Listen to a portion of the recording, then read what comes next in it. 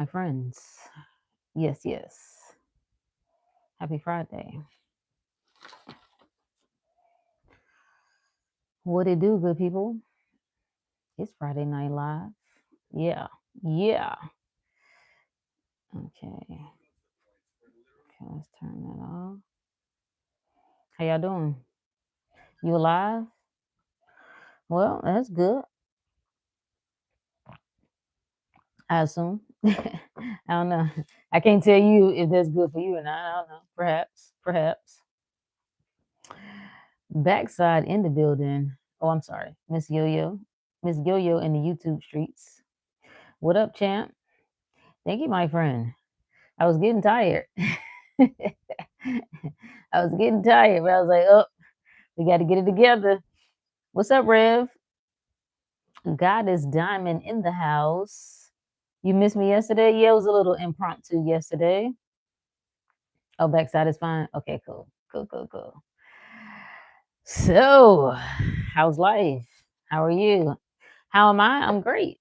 I'm great. Phenomenal. Better than ever.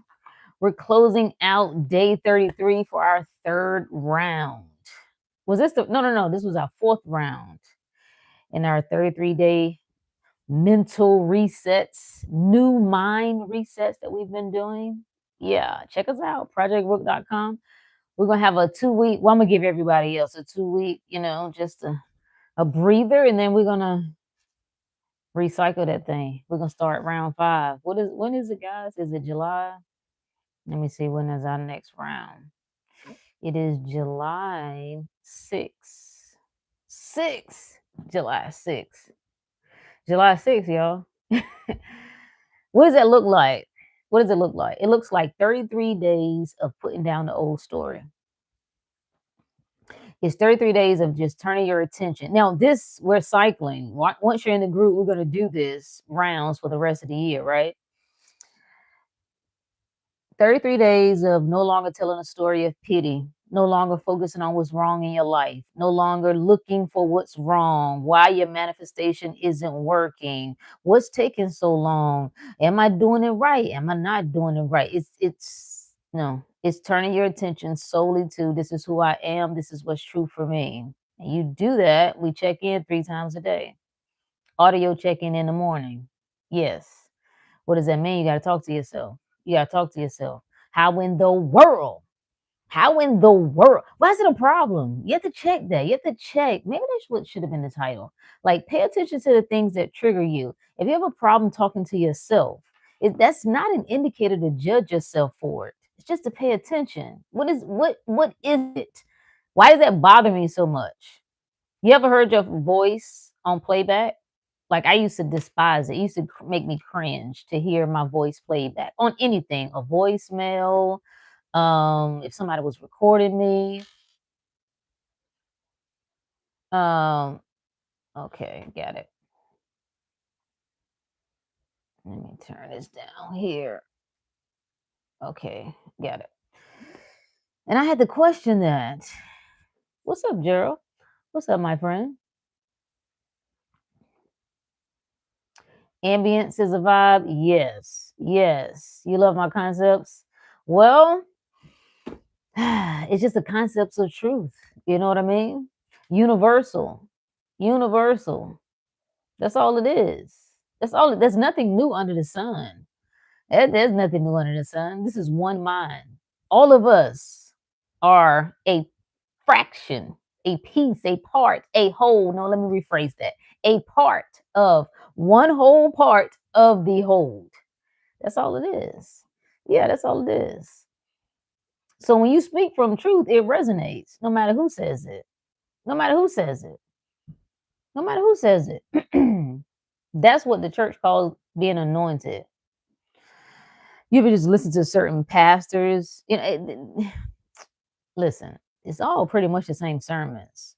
But certain pastors, they can say that thing in a way, or some singers. You ever have gospel singers? You like, ooh, they got it. What do you think that is? What do you think the difference is between those who make you feel something and those who don't?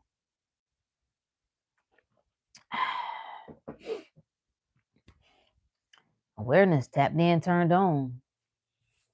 That's it. That's it. That's it. The more sensitive you are to your own spirit, your own soul, that translates. People feel it. That's the truth. Like you don't have to work hard to convince people. You don't have to work hard to get people to trust you or whatever other things that we come up with. All you got to do is just move right from the center, move right from the heart. The people know.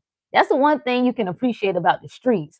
The streets, listen, you can have all the fake and phony, right? Even in this online dynamic, people have come and gone. People have blown up. People have whatever. Streets be knowing. They know. You can tell. You can tell. You can tell who moving in truth and who not. And sometimes it's unintentional. Sometimes the people are unaware of how they're moving.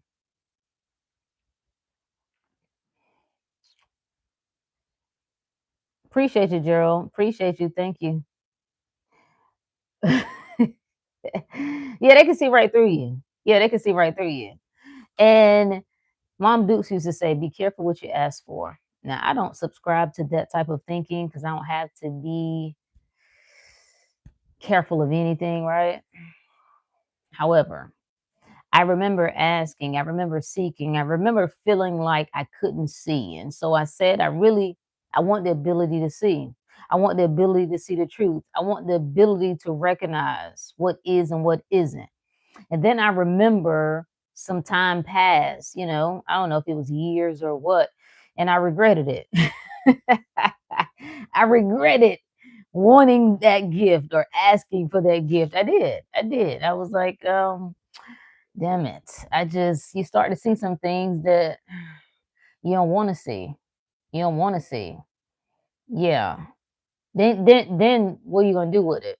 That's what we talk about tonight. Just the whole idea that the world is doing something to you, that people are doing something to you. You can never be late. You always on time. What is you talking about, Elise? Okay, always on time. I need to watch the movie Obsession. Let me write that down. Have I seen that? Is that the one with the Obsession? I don't know. I don't know if I've seen that before. It sounds familiar. Oh, it's currently in theaters? Well, I know can't think the last time. But it's based on an old movie though. It's a remake, right? I think it's a remake. Oh, it's a horror film? Mm, I'll check it out. It's a new one? Okay. Okay. New concept. Okay. Oh, Beyonce, God, no. Definitely ain't talking about that. I do not want to see that terrible acting.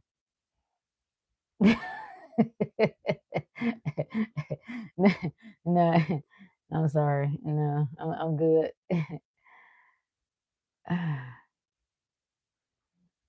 Neil, what the hell are you talking about?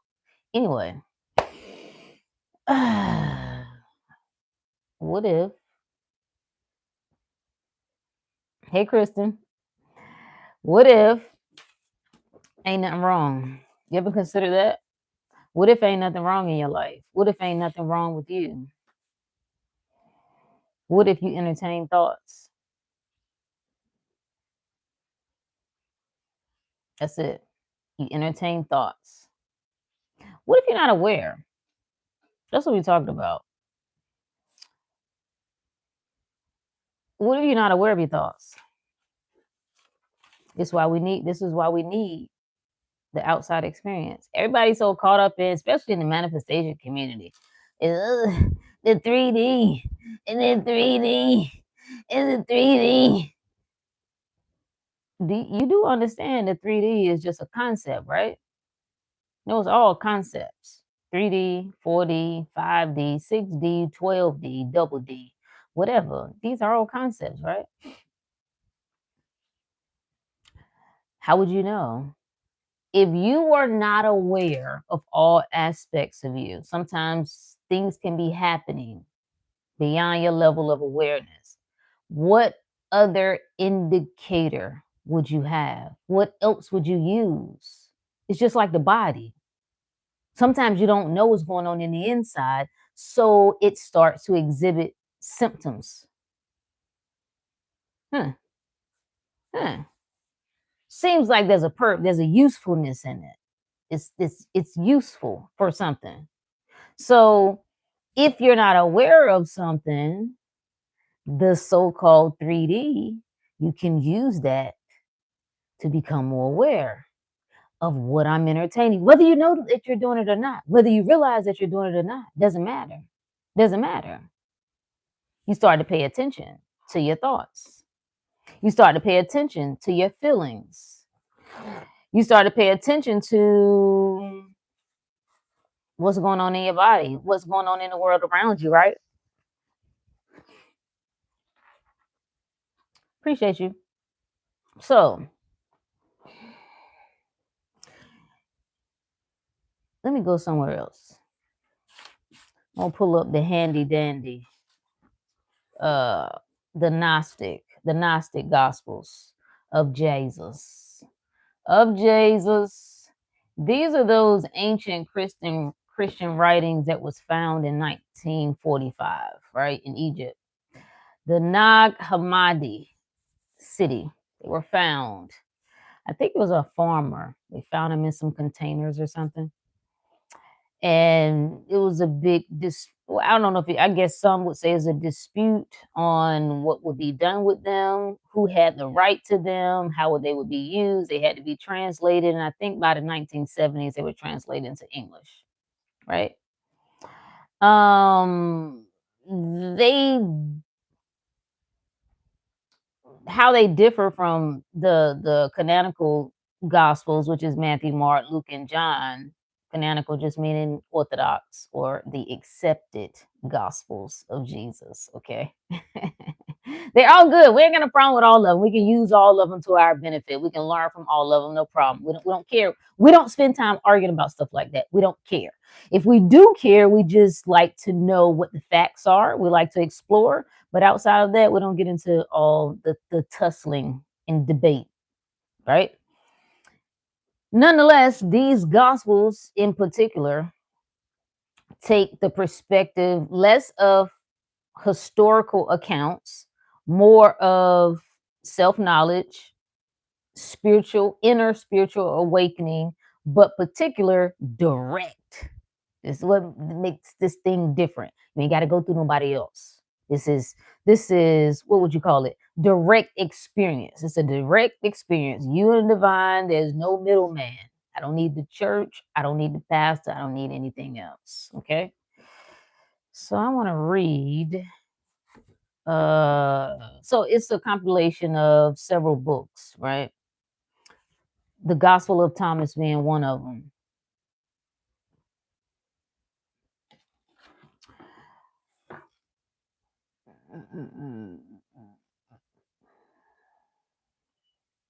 Wait, what happened? Okay, y'all got it. So the Gospel of Thomas, I'm gonna read verse. I think is 70. It's not considered verses. It's considered phrases. I think referred to as phrases. Yeah, verse or phrase 70. Got it.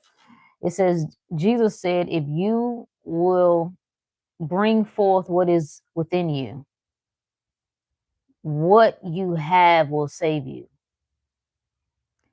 If you do not have that within you, what you do not have within you will kill you." Now that don't make no sense. Now when you read that, it's like, nigga, what is you talking about? what is you talking about? If you bring forth what is within you, what you have will save you. But if you do not have that, what is within you, what you don't have, is gonna kill you. What is it saying here? It's a lot of talking in riddles here. The problem, what we perceive to be the problem, is the dark side.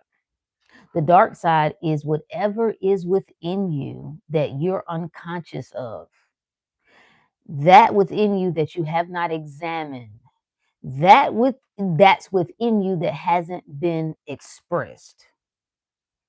You got to bring that forth. So the thoughts that we don't like, you're going to have to bring it forth. The thoughts that suggest that you ain't as good as you thought you were, that says you're unworthy of love, that says the world is against you, that says the system is set up as a trap, earth is a trap, all the things that the little things that people say, you're going to have to bring that crap into the light. What is light? Your own awareness. That's what it's saying to all of us, right? I'm trying to see this other verse I wanted to. I don't remember which one it was. Was it 67? So it's the thoughts that you believe unconsciously. And yes, you believe thoughts unconsciously. And you know that because you just all you have to do is look around you. Look at what triggers you. Huh? Huh? If you have unconscious beliefs that you are unloved or unworthy of love, that you could never be embraced, honored, cared for, because you didn't get a vital experience or love from your parent, maybe a mother, maybe a father. If that is an unconscious belief of yours, it will create suffering for you. So you will experience relationships and you will see that, a mirror of that. And you'll blame them. You'll blame the man. You'll blame the woman. They hurt you. They disappointed you. They didn't show up for you. They manipulated you. They are damaged. Like we become experts in how the other person is jacked up. I'm gonna tell you all the ways that they stink, that they're just horrible, that they haven't grown. They got daddy issues, they got mama issues. It's never you. No. It's all the reasons why they are the problem. It's not your thoughts, friend. It's not the world that's hurting you. It's your thoughts that's hurting you. It's your thoughts that got you tripped up. And the problem is you're unaware of them, which is why you got to bring them suckers to the front stage. How do you do that? How do you do that exactly? Well, you got to become aware. How do you do that? Pay attention to your triggers. See, it's easy to trigger yourself. You can't do that. That's what we do when we do like food challenges. It's a way to trigger yourself. I want to see what comes up when I pull away from the table. When I tell myself no. When I say no social media, no sex, no alcohol, no marijuana. If I say no to myself, what does that look like? I'm gonna pay attention. I want to know the thoughts. I want to know what my body starts, how my body starts to react. I want to know what I'm feeling. I pay attention to my triggers because it's exposing something, or should we say revealing something to me. Hey Brooke, how do we not get stuck in the feedback loop once we become aware of the said symptoms? Don't tell stories about them. If you are aware, right, of the so-called symptoms, if you are aware, damn, I am repeating. I am reacting right now in the way that I said that I wasn't. I am spiraling right now. I am thinking less of myself. I am fearful right now. I'm second guessing myself. I'm doubting myself, whatever. Don't make it mean anything. Don't tell yourself it means that you've fallen off the wagon. It means you've come off the throne. That it means you're not there yet. That you're not as good as you thought you were. That I'm stuck. See? No, you watch it. You watch it. Start the dialogue with yourself. Ooh. We triggered right now. Ooh, we're a little disturbed right now. We in our feelings right now. Oh. Are you afraid? Are you angry? Are you making up stories? You just started a dialogue, but always in your favor. Like the stories you tell, always in your favor. Usually, what ends up happening is the moment we become aware, we just become aware of all the things that we don't like, all the things that indicate we're not quite there yet. So I'm not going to tell myself that I'm stuck. Even if I see myself behaving in a way that appears to illustrate me being stuck, because I'm the override. I can't be stuck unless I tell myself I'm stuck. I can't be looping unless I tell myself I'm looping. I can't not be there unless I tell myself I'm not being there. I'm making the greatest priority thinking in my favor, not condemning myself and not judging myself. That I'm making that more important than everything. I can think any thought, I can feel any feeling, I can experience any condition, and it still don't change who I am. I am the watcher, and I'm choosing, and don't none of this shit mean nothing until I define it. Everything must come through me. Gerald said, I love how you say it's always us that breaks our heart, not anybody outside of us. Facts. And we are the ones that brought that love into existence through our own mindfulness and frequency. Let's just say you experience heartbreak. Because heartbreak, listen, anything you experience is real to you, friend.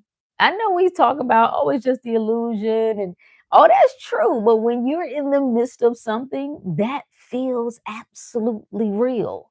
Somebody, you are having a wonderful time and it's amazing. You connected with somebody and all of a sudden something happens and you're devastated. They've left, they lied, they betrayed you, they, I don't know, just did something that just really was so outside of what you expected of them. That's a real experience, right? Every experience.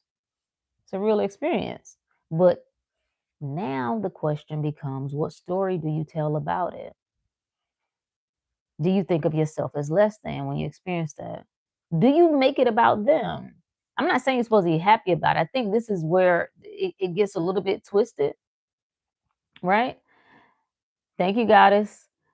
When the game get a little bit twisted is the moment you become aware of these new ideas and new concepts, now you second guess everything. Now you overthink. You listen to a lot of different things, and it's like, oh, well, so and so said I shouldn't be moved by that. So and so said that shouldn't trigger me. That when I'm really in my God state, then I wouldn't let that bother me. No, you the authority. I don't care what they said. You're gonna find that you'll notice that on its own. One day you're gonna notice like, oh, that shit don't even move me. But you don't judge yourself in the meantime, in between time. No, no, no, no, no, no, no, no. It's whatever I say it is. I don't care what they say.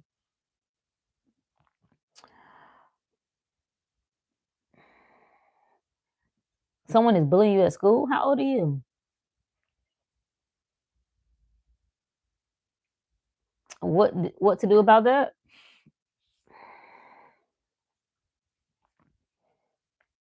I start assuming that they don't. I would start assuming in my mind. I'm being serious. I would literally start assuming that I don't have this issue anymore. I don't. This is not a problem. I really start focusing on myself. That this is my world. This is my reality. Everything is a reflection of me, right? Everybody is respectful to me. Everybody come in peace. Like everything is a reflection of my energy, my assumptions, and I'm gonna assume that when I step onto that campus or whatever, ain't no problem. I don't care what has happened up until this point, ain't no problem. It's almost like I've become invisible or they've become invisible. No, they got to respect me. They don't have another choice. They have to come into agreement with me. They can't. I start telling myself over and over again, I can't be bullied. Can't nobody bully me. Can't nobody bully me. Can't nobody bully me. And you can't bully me. No, you might get bullied, but you can't bully me. Absolutely not. Absolutely not. And I'm saying this even when you witness the opposite. Let's just say you do that and you go to school on Monday and it appears as though nothing changes. You don't change the story. Like you don't change the story. And the focal point shifts from them to you.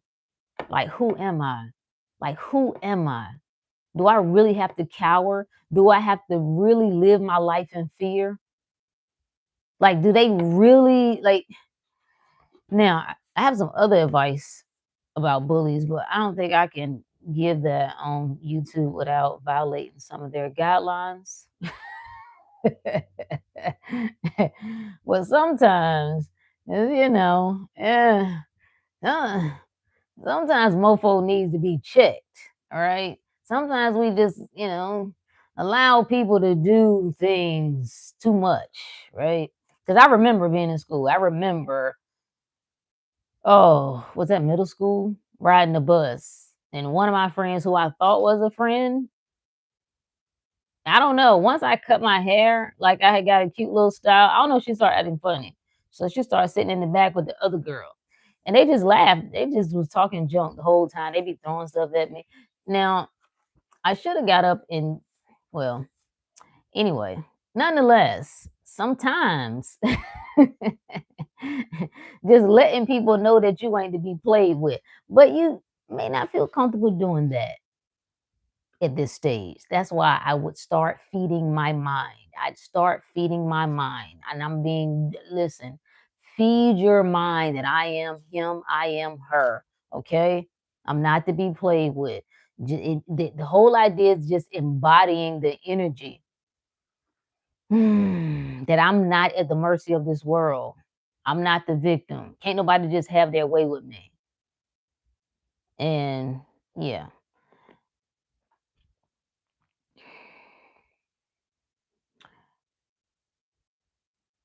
Makes us even more awakened, realizing that the unconscious beliefs is what's running our mind in many ways. I don't like to frame it that way, even though we're kind of saying the same things. I don't personally like to frame it that way because I don't think from the perspective that anything is running me. I don't give anything else control because it's all me anyway. That's it. It's all me. That's why I want to be aware of it because I want to know myself. That's what know thyself is. I just want to know. I want to know what part of me that I may not be aware of. What part of me that I may be responding to something. All right? And you start paying attention to your body. You can tell. You can tell when your body gets tense. You can tell when there's tension but see, even that takes awareness. Right? That's why pulling away and cleaning up your diet helps. Fasting, right? Cleansing the body because you start to notice, oh, wow, this. I started to be able to tell even with certain processed foods, you can tell, like, yo, after I eat this, my heart rate speeds up. Never even noticed that till I became aware. Like, yo, what kind of stuff is up in here? Like, my pulse increases after eating this. Yeah, yeah, I think I'm good on that. I don't think I want to eat that anymore.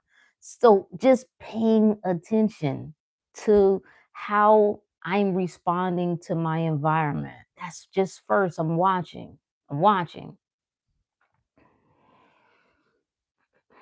You've been trying that lately? Good. Leaning into what you said, that allowing the feelings and thoughts to be there, but holding firmly that none of that matters. That's it. Everything has a right to exist.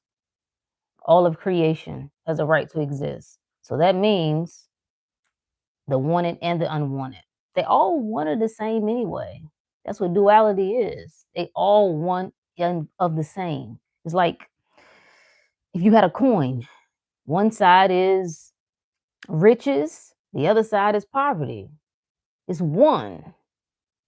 This is why the spiritual text continues to suggest not to judge by appearances, not to fight what is, let it be. It already is. Nothing you can do about what is.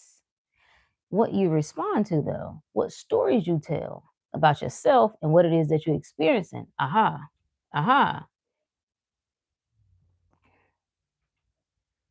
You're really anti-bullying? I mean, yeah. I mean, obviously, the easy answer is to leave people alone. But the bullies are often the weakest people. That's why they bully. Nobody who's clear in themselves, who's certain in themselves, is bothering people for no reason. That's why it makes no sense to really give a bully power. They don't have no power. They perceive you to be weak based on their own weakness. So it's like, wait a minute, why am I really up in arms about this person? I just need to be clear on who I am. They're not. Greetings, my friend. Sometimes it scares me that things can start to reflect your old story. Why? Why? You see that a lot when someone gets a new SP. Why though? Why though? Like if you see whether it's money stuff, whether it's a specific person, right? You get it. You get the thing, you experience it, you get a taste of it. And let's say the moment that you start to experience that, you then notice the opposite. It's like we gave an example earlier today of trading. You start trading, you invest in, and it pops. Like you killing it. You like, I knew it, bruh. Okay, let's go. Then you have a week where you go belly up. And I mean, you take an incredible loss. What story do you tell about that? Does that mean something? Does that mean that something has changed? Does it mean that you went back? Does it mean that you're no longer in your ideal, that you're no longer abundant, that you're no longer the badass that you said you was? SP, the same thing. Specific person, the same thing. So you meet them and it's amazing. Or they come back or whatever the scenario is, however it plays out. Y'all have had moments and y'all weren't talking or whatever. And it's amazing. It's beautiful. It's like a wonderful time. Like everything is great. And then, you know, you notice they're being more distant. They're being more uh they're short, quick with their words, not as loving, not as open. What story do you tell about that? Does it mean something? Does it mean something has gone wrong? Do you tell yourself, see this right here, the unconscious beliefs, what comes up during these moments? Like I knew it was too good to be true. You ever seen those memes floating around online? They're like, I saw one that was like, when things have gone well for 3 days. And it was like a clip from Leonardo DiCaprio. I can't remember what movie it was in. It was like, what's going on here? See, it's the mind. See, again, it's the thoughts that hurt you.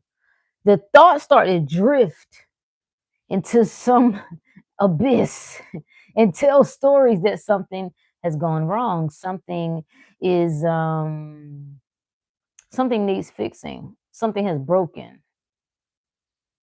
You tell that story. You don't have to. What if you look at it and you make it mean nothing? What if nothing has gone wrong? What if nobody is gaslighting you? What if nobody is manipulating you? You're making this up. What if they're not being distant? Like sometimes people just be going through things. Yeah, yeah, but realize that like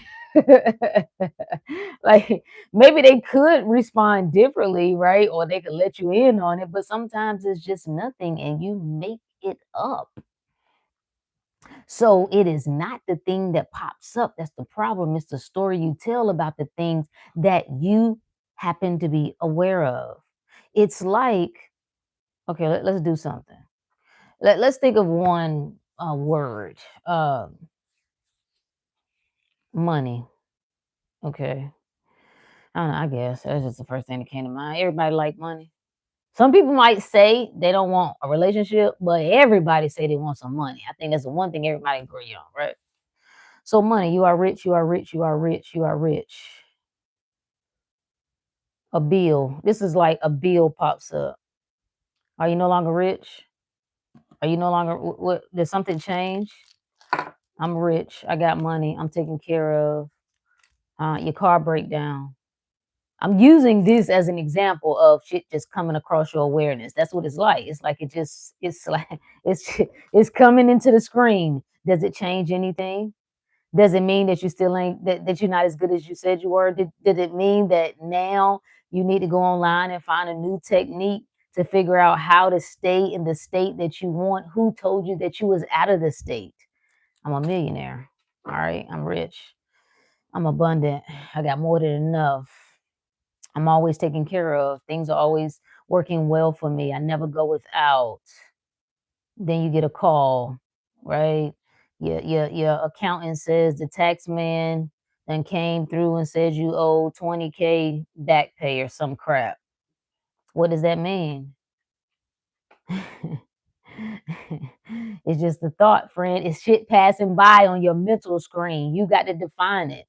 Even a feeling, you got to make it mean something. You got to, when that person leaves and you devastated, does it mean you unloved? Does it mean you unworthy? Does it mean that you right back at square one and you got to start all over? What stories do you tell about all this stuff?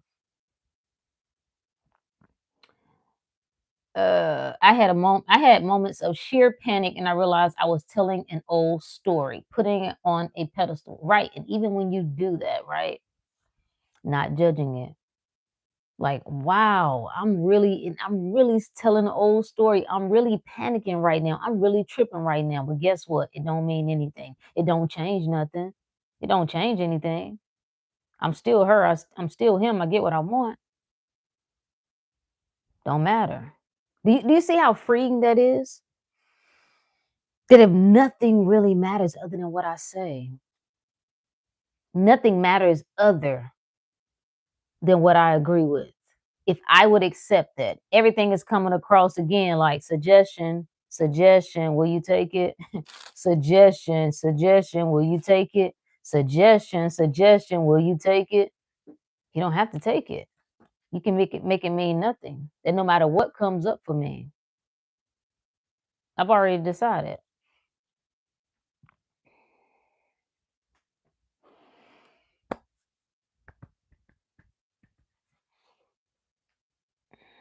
We do be going through things, yeah, but we create our own suffering. We create our own suffering. Like, just think about it. Think about something that you're worked up about right now. What has you worked up? The thoughts about it. You either have a fear that is not going to work in your favor. You either are mad that somebody hasn't done something you wanted them to do. You think they're the reason why you're not happy. You think they're the reason that your ideal life ain't showed up so much because they won't do what you want them to do or they won't get out of the way. You are anxious about money. You are worried about your health. It's the thought. In the beginning was the word. Everything needs your attention, friend. It's asking for you to give it life. It's the thought. It ain't it's even the idea of thoughts hurting you. Thoughts can't hurt you unless you identify with it. You have to identify with that thought. You have to make it true. You have to, that's what being stuck in the mind is. And thoughts come up and then they just started spiraling more, more. You put your attention on it and it feels real. The thought seems or feels very convincing. So now I define that as true. So how it works in this game of reality is I'm going to see more evidence of that because I've decided that's true. So then that's going to validate the little stinky thoughts I've been having. So I'm going to have more of those thoughts. You see how it works? It's a sick game, ain't it? What's up, Final? Appreciate you, Grant. When it comes to material things, it means nothing. When it comes to an SP, it can be devastating or panic. See, you say when it comes to material things, it means nothing. But that's for you. For some people, yes, it is. It does mean something. It can mean your livelihood, your ability to take care of somebody that you love, your ability to take care of yourself. So it's all one and the same. It just depends on what your thing is. We all got a thing. We all got something that's near and dear to us. When it comes to an SP, it can be devastating or panic, but then I realized it's not good to obsess over things that ain't for me. If we could bring the focus back to ourselves, who am I? Do I always get what I want? Do I really have to worry about losing anything or anybody? Do I accept anything less than the best? Like if I stand just right, just 10 toes down, friend. Like if I just stand right there, am I the woman who gets what I want? Then why am I tripping? Am I the man who gets what I want? Then why am I tripping? I'm not trying to avoid feeling things. I acknowledge I feel a certain way. I acknowledge this bothers me. This hurts me. This makes me feel whatever. However, the override says, am I the woman who gets what I want? Then it don't matter. It's like the examples you heard of people who lose everything. Some people never recover. That's it. It's enough. It destroys them. Another person, it's like it's just money. Or the house burned down. They're just like, we'll build again. Another person, know everything. My whole life was there. I'm not trying to invalidate their experience, but I'm just saying it swallows them up. Another person saying, listen, this is life. I'm thankful that I'm alive, my family's alive, we'll rebuild. The same way that people ask when there are areas of devastation, why do these people keep rebuilding? Storms come through, floods come through. Why do they keep rebuilding? Because they don't have the mind that you have. You see an end. They see a new beginning. That's the difference. Watch something that said decisions are portals. I'm very visual, so I love it. Yeah, yeah. It's all a decision. Will you make a decision and will you stick to it? What's your decision? I am healthy. I am ageless. I am timeless. I am in my ideal body. I am perfect in every way. Okay, stick to it. Oh, I stick to it as long as things look good. If I ever notice something weird on my body, then I change the story. Okay. If I go to the doctor, my blood work don't come in good, oh, then I change the story. If I get news that people in my family done got something, then I get worried because now I think it running the family, then I might get it too. You see, it's a decision made, but we don't stick to the decision. I am loved. I am here for the most deeply connected, amazing, fulfilling relationship.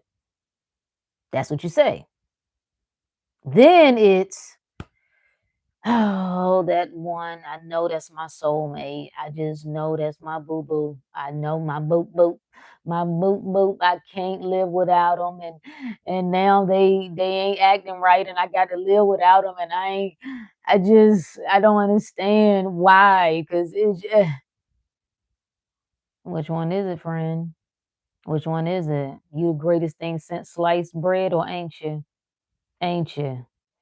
It should be their pleasure to be in your experience. They to experience you, like you supposed to know you so damn amazing that when they see you, they see God. They like, Lord, I got to get with the moment. The closer I get to them, the closer I get to heaven. Do you know that? Will you stay there? I'm not suggesting that you ain't gonna feel some things. That's the human experience. That's what we started talking about with that verse.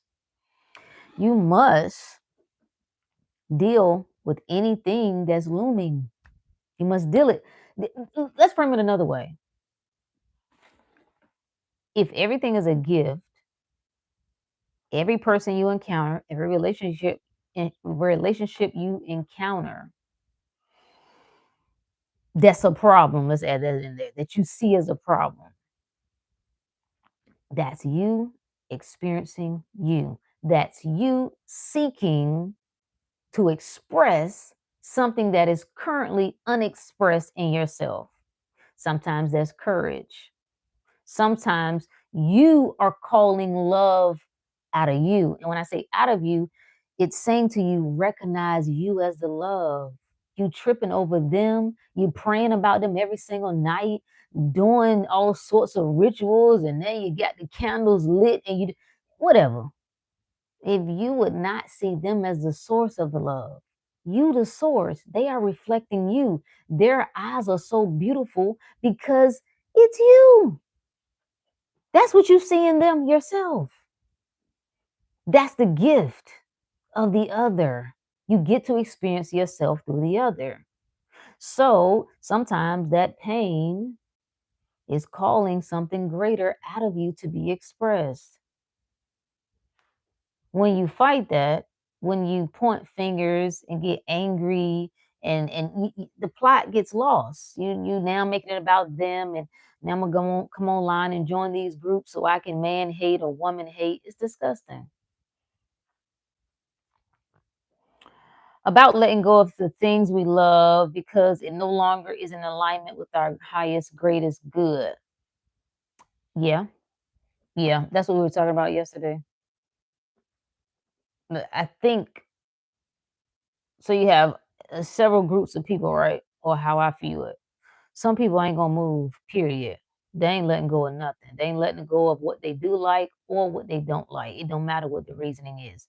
Then some people come out of that, is particularly these so-called black sheeps of the family, and they decide, y'all are disgusting. Okay. I don't like how y'all operate. Your energy is poor. Your love is absent. Your tenderness is invisible. I don't want to be here. I don't want to deal with this. I don't have to deal with this. It's mistreatment, and I'm deciding to opt out. Right. So you feel good about that. You feel encouraged. You feel motivated. You feel inspired to turn your back to things that no longer serve you. The delicious part comes in when it's the things that you actually love, the things that you actually like, that you got to put down. Yeah, yeah, yeah, yeah. See, sometimes it's what your grandma said. Like you love grandma, you respect grandma, you respect your mother, but you're gonna have to hurt her heart a little bit. And that hurting her heart by living in a different kind of way hurts your heart. That part. Because there's a lot of people who think they're stuck, right? And maybe in their mind they are. And the reason they are is because of other people. They got duties to uphold. I think it was in the Game of Thrones, the eunuch. I think that I can't remember his name. He said, love is the death of duty. Sorry. That's the ego collapse, by the way. Oh, it's gonna hurt like a bitch too. I'm gonna just tell you. I said that I'd be there, and now I can't. I said that I would honor that commitment, but I can't. And now I got to call into question my own character. See, that's where the pain comes in because I said I wasn't that type of person. I said they were like that. I said to be a good woman, this is what you do, and now I can't do that. I said to be a good man, this is what you do, and now I can't do that. I said to be a good mother, these are the things that you don't do, and now I got to do it. As a father, I say these are the things you don't do, and now I got to do it. Yeah. All the little cute little beliefs come crashing down. And I love to see people hold on tight to them. So whatever your thing is, that's usually the thing that's going to break you. So if you have very strong beliefs about how a family dynamic is supposed to look, you might have to break it. That's going to be the thing to break your mind. If you have very strong beliefs about health and what that looks like, you might find yourself confronted with illness, and that'll be the thing that breaks you. If you have very strong beliefs about money and what that looks like, okay? If you got strong beliefs about working a 9 to 5, oftentimes you ain't gonna be able to do it. You're gonna be in this weird way forced to go beyond that. It's whatever is especially customized for you, whatever crack that thick skull of yours.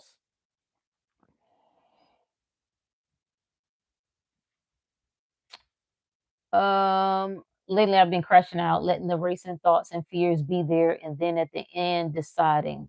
But I know who I am now. Yep. Yep. That's how you've been applying it. I love it. That's the only thing that has whoever I can't remember who asked a question about looping. That's the main thing that has gotten me out of so-called looping. I had to let it burn. And as a person who like to fight, you would it wasn't a good feeling. That's the surrender, y'all. That's the surrender. The surrender is I am in hell and I can't do nothing about it. My mind is spinning out of control. I am suffering in ways I didn't even know was possible, and I can't do nothing about it. I got to just let it be. Like sometimes you just go to bed early. Right? Just 8 o'clock, you already in the bed, right? You turn your phone off, you can't talk to nobody because you can't explain it anyway. Like something has hurt you and broke your heart, and you thought you was better than that. You thought you was more mature. You thought you were stronger. You thought you were more spiritually evolved, and it broke you. And you had to sit there. You had to sit there and suffer with it. What keeps us in this so-called looping is we are fighting it. Either you haven't had certain realizations, so you don't even know that you're just in a tussle with it, right? But let's just say you've, evolved and now you're aware of it. So you go from tussling in it by trying to avoid it and deny it to judging yourself. Oh, you shouldn't be doing it. Okay, law of attraction, right? You got to watch your vibrations. You got to be in frequency with, and you are doing, and you condemn yourself. And both are the same trap. Both are the same trap. Enlightenment, right? What people are calling enlightenment. It's just shining your light on all of it. It's all right. It all has a right to exist. I'm letting it be. I'm letting everything be what it is. Right? When you get concerned and worked up about something, even the world, what you gonna do about it? If somebody gonna shoot some bombs and do whatever, what you gonna do about it? What is your worry gonna do about it? Huh? Okay, then whatever. When whatever. If somebody in your family, if it's your kids acting crazy, what is your worry gonna do about it? Is it gonna help? Probably not, right? I guess God wanted me to come across you today. Listen, of course, you know that's how it works. The you and you're gonna always get what you need, always.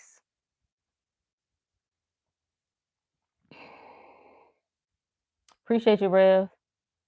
See, these affirmations are easy to say until she put that until in all caps. Shit start hitting the fan.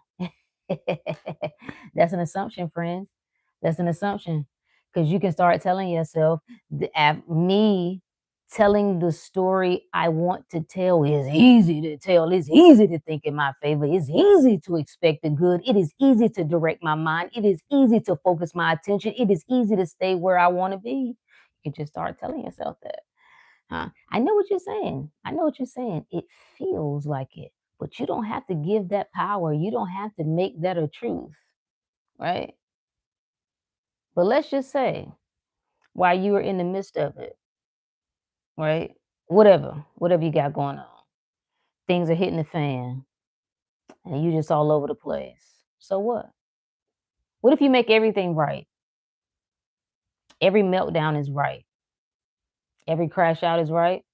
I'm just saying it's got to be if that's what it is. Now, your preference is to handle things differently. Your preference is to respond to life differently. But let's just say you're witnessing yourself act in a way that's contrary to that. So what? Why don't you just say so? Don't change nothing. I'm in control. I'm only witnessing what I'm aware of. And I'm aware I see it, but it's a no for me. That ain't true for me no more. That's not who I am. Not in my reality. Not in my reality. My new thing I've been saying all week is the fuck I say. What the fuck I say? Huh? This is me talking to me. Something just floats across. What did I say? If I see something, that looks contrary to what I said. What did I say? What did I say? Huh? All right then, get on out my face. Like that same energy we have with other people, we be quick to check other people. Check your own mind. Check your own thought. No, I ain't taking the bait. No, I don't want. You got to tell the serpent, I ain't eating the fruit, friend. I'm not. I'm done with that. My friend, what's up, Alchemist? Appreciate you. Elise is back.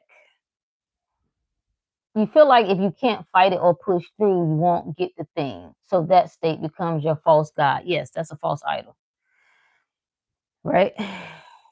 Which means, because think about what you're doing. I'm believing that the thing is greater than me. I'm believing that the thing is greater than God. I'm believing that it's greater than my own awareness, which it is not. That's a lie. That's false. That's false. So that's all of what people think they're practicing is to chill the hell out. Okay. That anxiousness.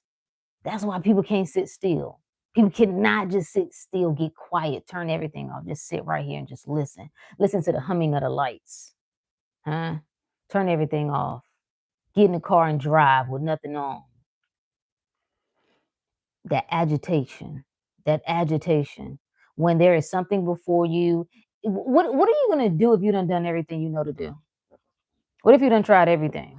Or at least, what you call everything, right? You've been working towards something, you done gave it everything you got. You done planned, you done scheduled this or that. What else are you going to do other than trust yourself? That's the thick of the work. If there is to be work, is trusting yourself. I trust myself. I trust myself. If we would just get there, see, you can't get to contemplating on trusting yourself while you blame others. If you make them the reason why you're unhappy, the reason why you feel unloved, the reason why you don't feel chosen, you put no attention on yourself. I trust myself completely. I trust myself completely. I never let me go. I never get it wrong. I never let me fail. I wouldn't let it happen. I'll never leave you or forsake you. That's what Jesus said. The Jesus is you, friend. You got to be aware of that, okay? That's what the I am is, awareness of being. So, all of this whole, whatever we want to call it, world, life, universe, infinite pieces in a puzzle. Life is asking you, what part do you want to dial in? What part of all these infinite pieces do you want to be? Do you want to be loved? Do you want to be poor? Do you want to struggle? Do you want to be in a world where it's dangerous and evil? Do you want to be in paradise? Do you want to be where you want to be? You want to be where, your knees stop working when you're 35? That's where you want to be? That's the story you telling? Fine. Choose ye this day who you will serve. Alchemist said, I told myself I'm not overthinking or paying attention to how the manifestation comes. It comes as it should. Yes. That's still coming back to that trusting that I've already said it. I've already decided. And you figure out what yours is. Life in general, your health, love, money, success, project you're working on, professional stuff, whatever. I've already decided what it is. I ain't got to tinker with it. I don't know. Like, woo, have you sat with that? Well, you just really don't know. Like, I don't know what my next move is. I know people be like, figure out what you want. I don't know. When it comes to this particular thing, I get a blank. I just shoot. I don't know. Appreciate you, Terrence. Thank you for my star, my friend. You see what I'm saying? Like sometimes you don't know, then what you gonna do then? What else do you have to trust? This is why I don't understand why people struggle with the concept of making you a priority. Because when everything else is gone, all you got is yourself. If anybody else leaves, all you got is you. All you got, no matter what, is you. That's why it be so funny when people be threatening, like, well, you gonna be by yourself. Been by myself my whole life. I was born by myself. Is that supposed to be a threat? It's not a threat to me. Don't threaten me with a good time, nigga. Huh? Huh?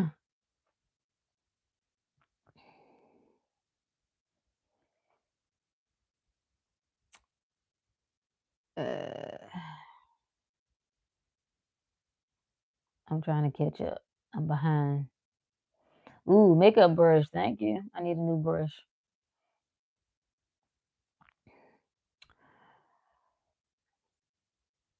What's up with you, Luke? Yeah. So, did we finish that? Let me see. There was another one I wanted to read right quick because that was a good one. Um, let me see. Was that 67? Hmm.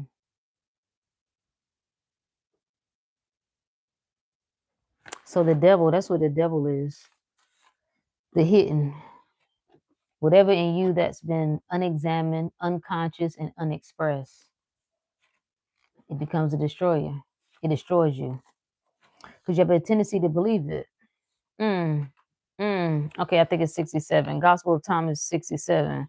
Jesus said, one who knows everything but lacks in oneself lacks everything. Oh, one who knows everything. So you can be a master of the world. You can study all the things. You can recite facts as much as you want to. You can get online and boom, boom, boom. I love all of it. You can recite scriptures from top to bottom. One who knows everything but lacks in oneself lacks everything. When you don't examine your own mind, when you don't question. See, it's hard to do that when you complain about other people. Very hard to do that. When you're still blaming others. Just see it in the building. Thank you so much for my super chat, my friend. I appreciate you. What profits a man to gain the whole world and lose his own soul? People only like that verse when it comes to money. They like, yeah, because it's like, I'm going to feel good about being over here. I ain't pursuing nothing. I'm too scared to live an abundant life. But y'all heard what it said. What profits a man to gain the whole world and lose his own soul? No, stupid. No, stupid. No, no, no, no. No, it's talking about you. You want to make it about somebody else, it's talking about you. What profit you to just gather all of the facts? Okay. What profits you to go to church every Sunday, but don't know who you are? To read a book every night. You can get on your knees and pray. What profit you to get on your knees and pray every night, but you won't examine your own mind? Why don't you check those thoughts? Why don't you become aware of that? It's talking to you. It ain't talking to other people. Yeah, see it coming in with the tides? Yes, yes, yes, yes. No, you can't escape yourself. You can't escape yourself. That's the one thing that unfortunately gets misconstrued in the church. Everybody has turned the dark side of yourself, the dark side of you, which just means the hidden side of you, into some enemy, some devil, some Satan. No, that's you, friend. That's you. You are the one who get kicked out of heaven. The whole story of Lucifer. Lucifer means the bright and morning star. Oh, oh. How does Lucifer get kicked out of heaven? Believing in the falsity of life, believing in the illusion. That's how you get kicked out of heaven, when you see yourself as less than. When you believe the thoughts. You believe the thoughts that I'm spiraling and I'm still not good enough yet. Hmm? That based on the trauma that I experienced in my childhood, I'll never be seen for the woman I am. I'll never be seen for the man I am. I'll never be loved. Well, they can because their upbringing was different. You don't know the abuse that I endured. It's whatever you say, friend. If that's what you want to stick to. If that's what you want to stick to. Huh? Dr. Money Magnet. What's up, my friend? I think about you. I was thinking about you this week, and I was like, damn it, I still need to do that video breakdown. So I have not forgot. I have not forgot. You see, okay, so let me read. Wait, we already read that one. That was what, 67? Yeah, yeah. Mm-hmm. Mm-hmm. Uh, 69. No, 60. Yeah, 69. Jesus said, blessings on those who have been persecuted in their hearts. What's your heart? Your own mind, the depths of you, the subconscious. They are the ones who have truly come to know the Father. Who is the Father? Their own awareness. Mm. Blessings on those who are hungry, that the stomach of the person in what may be filled. I'm trying to figure out what story was that when the people had gotten drunk, right? Is that was that Noah? I think it was Noah. Yeah, that was part of it. The world had gone wicked, right? Right. So, um,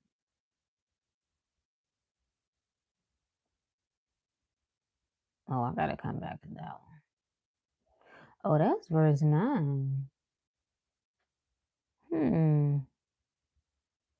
My bad. When I be thinking of things. I can't remember. It's a story that came to mind, but I was trying to put the pieces together, right? The drunkard. When you hear of that in the Bible, drunk on what though? That's the question. Drunk on what? Is blessed. It says blessings on those who are hungry. See, if you already drunk off life, you ain't got no hunger for the truth. You ain't got no hunger to know who you are. No, you drunk on satisfying the flesh. Yeah. So if you can eat yourself to death, you're not seeking you. You're not seeking to know more about you, to explore you. When you drunk off sex, when you drunk off money, when you drunk whatever it is, it says blessings on those who are hungry. I want to know me. I want to know the inner depths of me. I don't want to be a slave to thoughts because I know the thought ain't me. Mm-mm. Mm-mm. Mm-mm. Now I want to be filled with the truth.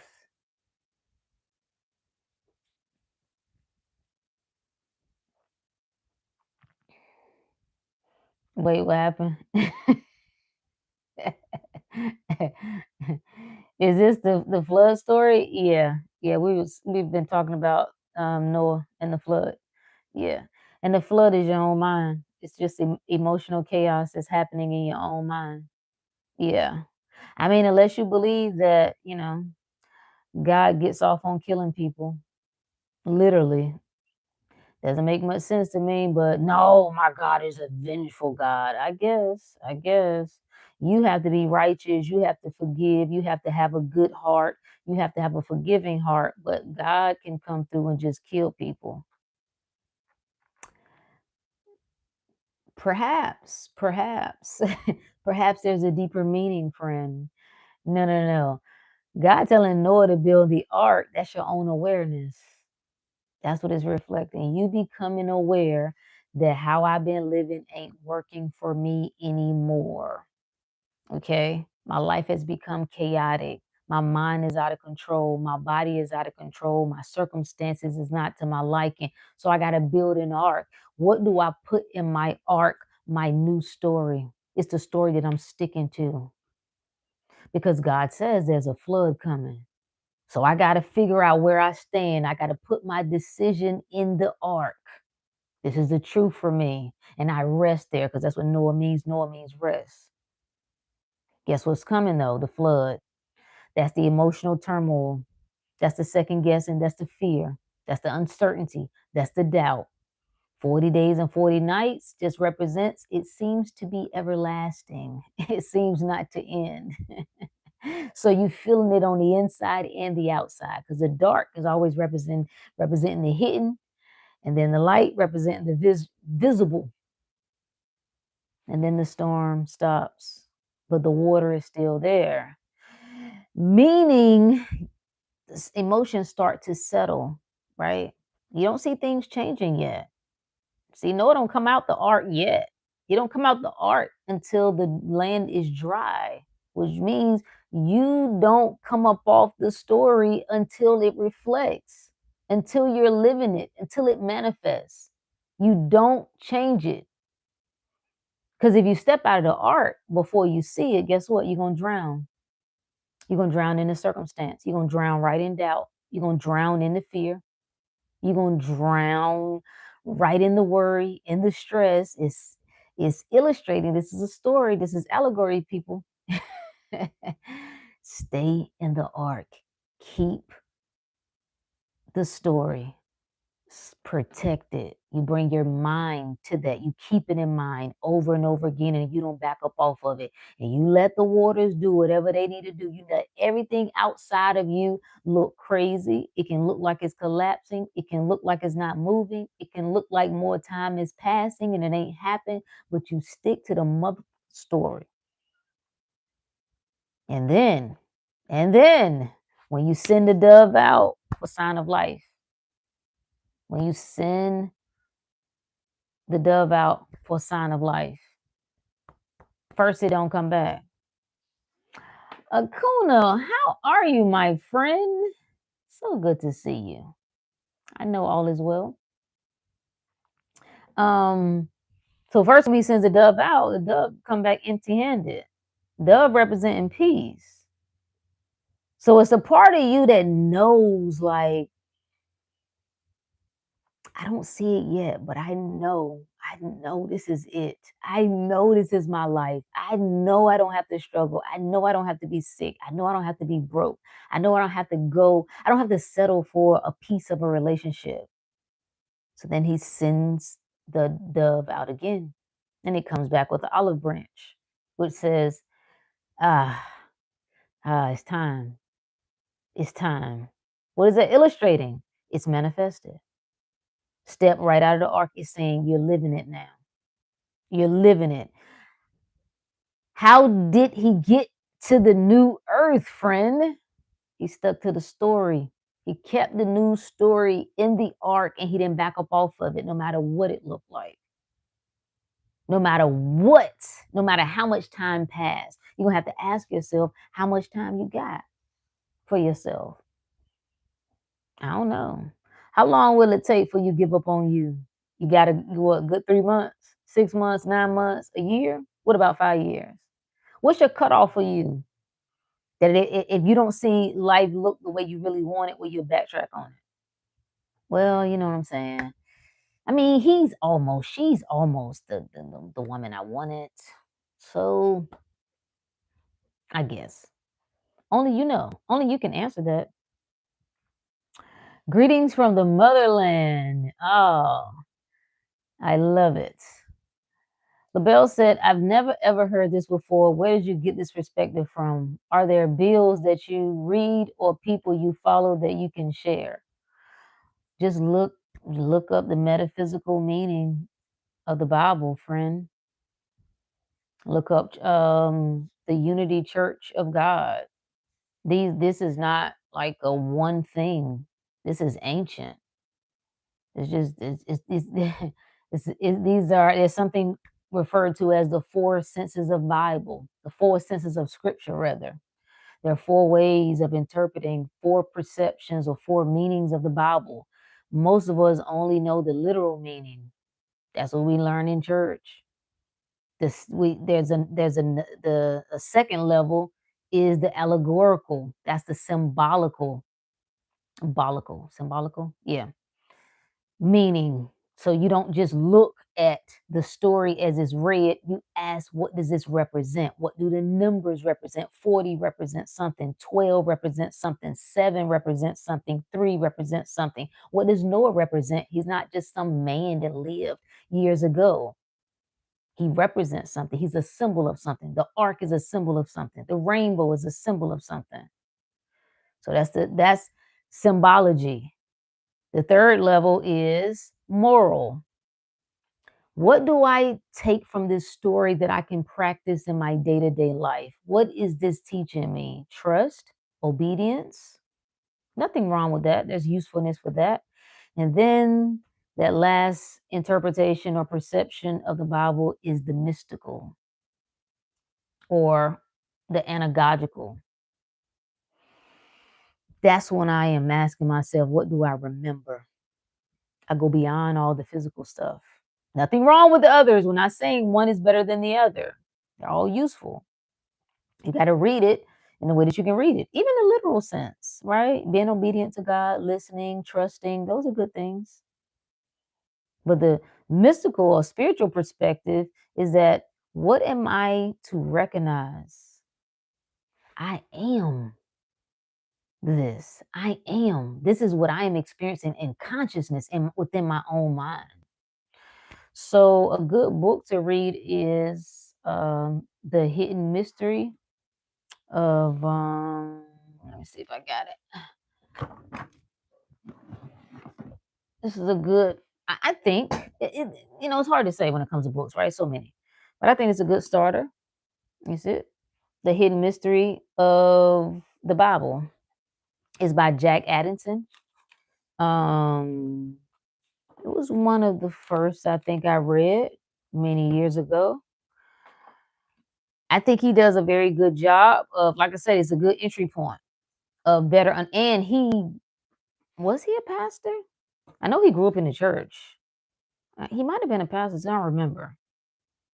So it was a religious person. Just saying that was someone who was in it, who started to have questions, just like you and I, who started to explore, and then you dive into ancient texts. There have been people already doing the work for many years. So what they did was they used common sense. Common sense says if you have text that was written 2,000 years ago, you cannot take modern definitions and modern language to understand it. You have to get back to the root of it. So a lot of this is just common sense. Oh, this is what the words, these were the Hebrew meanings of these words. Oh, okay. Well, that's a misinterpretation. Oh, okay. So you learn symbology. You also learn that sacred text, it was intended to be protected and safeguarded so that people didn't misuse it. It was meant to be gate kept. And I'm glad it should be, because otherwise you have people take it and they justify killing and enslaving people. That's what they end up doing. They take it and misinterpret it in all sorts of ways to justify nonsense. So it was safeguarded for a reason. And even Jesus says that. That's what's so funny. When you really get serious about learning, when you get serious about getting to the truth, it's all there, man. It's all written out. It's nothing to make up. It's nothing to misinterpret. It's written right there. Jesus said, okay, the knowledge of the mysteries of the kingdom of heaven has been given to you, not to them. What is it saying? To him who has an eye, let him see. To him who has an ear, let him hear. So you can look at the same thing that I'm looking at. If you ain't got the eyes to see, it don't really matter. Let me see what that verse is. Okay, Luke 8:10. The knowledge of the mysteries of the kingdom of God has been given to you, but to others I speak in parables. He's telling you, I'm not speaking literally. This is what it says. It's so funny. He says, I speak in parables so that though seeing, they may not see. Though hearing, they may not understand. I'm talking in parables because they don't get it. They're not aware of what I'm saying. They don't understand it at that level. So I give them something they can chew on. Ta-da! Ta-da.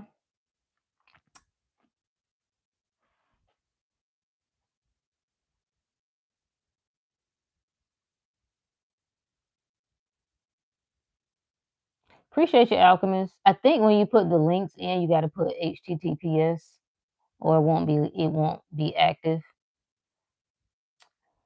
Root verses. Number one, never speak against yourself. Yes, speak in your favor. Two, only acknowledge what you want to be true and never give power to anything outside of you. Yes, I need to start going back over that to bring it back to our memory. You never speak against yourself. If you don't remember nothing else, you speak in your favor. No matter what's going on, no matter what's happening, it got to be in my favor and it got to be for my good. The end. I'm only acknowledging what I accept as true. So I don't give a damn what you're talking about. All right. Well, no, I don't really work like that. You know that half of the businesses that are started fail. What they got to do with me? I ain't the half that fail. Thank you. Well, you know, half of marriages in a divorce, what they got to do with me? If I want to be married, do you think I'm really gonna be looking at it that way? They ain't got nothing to do with me. Nothing. Well, you know, this illness you have now, there's only a 20%, survival rate for a stage, whatever. So then I guess I'm the 20%. I ain't acknowledging nothing that I don't accept as true. And then I'm not giving power to anything outside of me. So I'm not blaming my mama because she can't determine my fate. I love her. She can't determine my fate. I'm not blaming my father. I love him. He can't. Well, do I? Well, I guess. They can't determine my fate. Any trauma, any abuse, anything that has happened, I will not turn my power over to it. Like, do you understand? Like, I will throw myself on a sword first before I make myself a victim. I won't do it. I won't do it.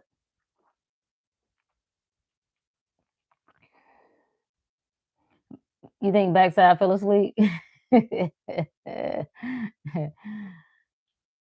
Okay, yeah, there it is. Yeah. Appreciate you. Yeah, find that book. I highly encourage. I will after this, I will add it. I will tag this to this video.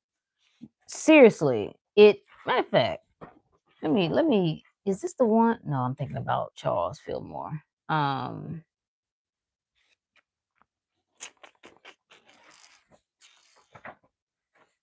Uh it's a certain part that he had in here. Um so he gives you the three keys to the secret code of the Bible, which is one, the meaning of all proper names of places and people. Two, other keys that appear over and over again. And then three, the concealed meanings of certain numbers that are used over and over again. I'm telling, like, if you really are interested in reading the book, this makes it come alive for you. Like it will, I mean, it'll make you excited about reading it.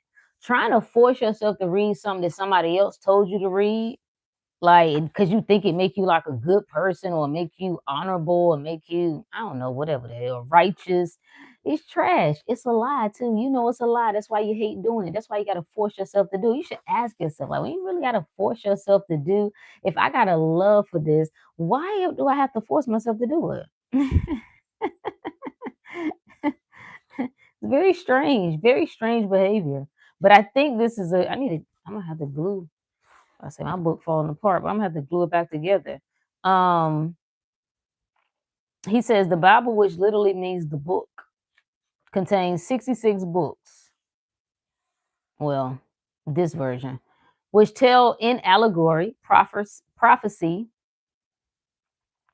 parable, and poem man's generation, degeneration, and regeneration. It is a story of your life and my life. It's the unfolding of the spiritual life of every man. That's all. Yeah. So we all came in, we all came a long way. Facts. It's amazing to think about. It is. Well, here's the thing, too. Like, when you really think about it, it's all right. It's all right. Like, I didn't want to talk about no Bible stuff. See, that's me fighting. See, that's nothing but the mind.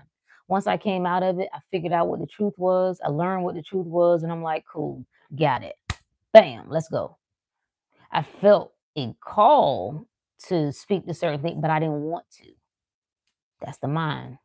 See, that's the thoughts. Remember, nothing is hurting you now. Life ain't hurting you. It's you. It's the thoughts you telling. And I was like, listen, they can figure it out. I figured it out, and I was deep in it. So I'm pretty sure they can figure. I'm not interested. Get somebody else to do that, bro. Kept returning to it. Pay attention to the things you keep returning to. Pay attention to the things that keeps returning to you. Just pay attention to it. If you find that you're tussling with something and avoiding it feels worse than just diving right into it, just facing it, well, now I see the rightness in it. See, I couldn't talk this thing the way I talk it had I not spent all those years in those churches listening and gathering. And who am I to be mad at? I could be mad at my mama for that, my grandma for that. For what? How does that help me? They believe what they believe still to this day. No, no. So it's all that everything works in my favor. It will change your life if you would just accept that everything that has ever happened to me was perfectly for me. No, what I'm saying. You don't know some of the stuff out of okay. See, gotta argue for it. Gotta argue for it. Whatever. You tussle. What people call in divine timing is however long it takes you to get tired of tussling with yourself. However long it takes you to stop fighting. However long it takes you to stop doubting yourself. To stop living in fear. To stop letting your mind rule you. That's divine timing. Can't be mad at nobody after the knowledge we have about our power. Yeah, you can't. You can't. And when you see people still mad, that's when you know. Like, ooh, they ain't got to the thick of it yet. Not yet. They still mad. They still tussling. That's the mind, ladies and gentlemen. That's all it is. You're fighting with your own thought. I was thinking about it this week. You could just be happy. You could just decide I'm not gonna argue with nobody no more about nothing. I'm not gonna try to make my point no more. I'm not gonna try to get my parents to see nothing the way I want them my way or the way I see it. I'm not going to argue with a significant other. We're either going to be in this and we can resolve this, or we're going to go our separate ways. Like you could just be happy. You could just be happy. You could just decide that life is good. You could decide I'm not going to war with my mind. I'm not going to allow thoughts to take me anywhere they want to take me. I'm not going to judge myself when I do notice my mind taking me somewhere I don't want to be. I could just be happy. I'm gonna just choose happy. I've decided, like, nigga, what I do in this online space, yeah, I'm a shit talker. I'm gonna always be that. I like that part of me. But if you think I'd be arguing with people, debating with people, I will not. For as long as I live, I'm not arguing with you. You will be right. I will let you win, friend. Have a great life. Have a great life. I want you, if you feel like I am a problem, or if I feel like you're a problem, or this is a problem, and this is the salute. I will never argue with anybody again. I don't care. I'm going to live exceptional. I'm going to get what I want. I'm going to be happy. I told myself years ago I didn't need to be happy. Well, I didn't know no better at the time. Okay. I found great pleasure in suffering. You know, I thought it I don't know what the hell I thought. Well, yeah, I did. I thought it made me better. I'm gonna be honest. Like I can endure more than they can. I got off on it a little bit. Kind of got stuck there. I put it on a pedestal, put the suffering on a pedestal. I start expecting more and more suffering and challenges. And I could prove to myself. See, that's where I was getting my value from. See, if I set up the challenges and see me overcome the challenges, I start to feel stronger and stronger and stronger. The problem with that is you always need more challenges, more tussling, more fighting. No, I'm not gonna fight with you. I'm not gonna tussle with you. I'm gonna be happy. I'm gonna live happy. I'm gonna live exceptional. I'm gonna live healthy. I'm gonna live well. I'm gonna be at peace with myself and the world around me. The world around me is me. I'm gonna be in harmony with everything. That's home base. That's home base. That's the center. That's where I keep my attention on the center. Now, I still experience life like other people. There's different things, different things. What I found though is the more that I keep my attention on what I want, I become aware of that. And all the other stuff dissolves on its own. So I ain't got to fight what I don't like. I don't have to fight the unwanted. All I got to do is keep my attention on the wanted. And the other is going to dissolve by itself. I saw something. Sid said, choosing happiness is that easy. I'm telling you, it's like, yo, what is there to be angry about? Just live. If you would make you the center of everything, if you would make you the priority, I'm going to love on me. I'm going to show up for me. Every single thing that I want somebody else to do, I'm going to do for myself. I'm going to show up for me in every way. I'm gonna be kind to me. I'm gonna be considerate to me. I'm gonna prioritize me. I'm gonna be devoted to me. I'm I'm I'm gonna be committed to me in every way. I'm just gonna turn my attention from out there, expecting anybody else to do anything. You see, this requires a level of trust. You have to trust that that alone is enough. That if I make me the center, if I make me the focal point, the rest will take care of itself. Seek ye first the kingdom, and everything else will be added. Yeah, yeah. Survival. Gotta survive first. Yeah, I mean, that's really what has been the story of many of us, is survival. I'm gonna do a video about that. Like that mind, I respect it. I'm not bashing on it at all because that survival mind has helped me live. I'm gonna be honest with you, or at least survive. It's kept me kind of kicking the can, so to speak, but it's helped me. It served its purpose until it no longer did. I don't need it anymore. I'm not banging with it. I'm not even judging it. I felt like I needed it at a certain point throughout my life. I don't need it anymore. I'm not at war. I'm not in danger. Nobody's trying to get me. Nobody can get to me and harm me. So I don't need that anymore. But if you spent majority of your life building that mind, that strong ego that nothing can penetrate, that this world can't touch me, that mm, oh baby, the harder sometimes it seems to crack that mofo. Cause why? You found some peace there. You found peace in that isolation, so to speak. You've made that familiar.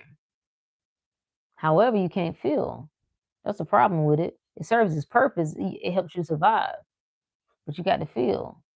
You can't have the head without the heart. You can't have the conscious or the masculine without the subconscious, aka the feminine. No, you can't. You have to merge those two minds together, or what we call two minds.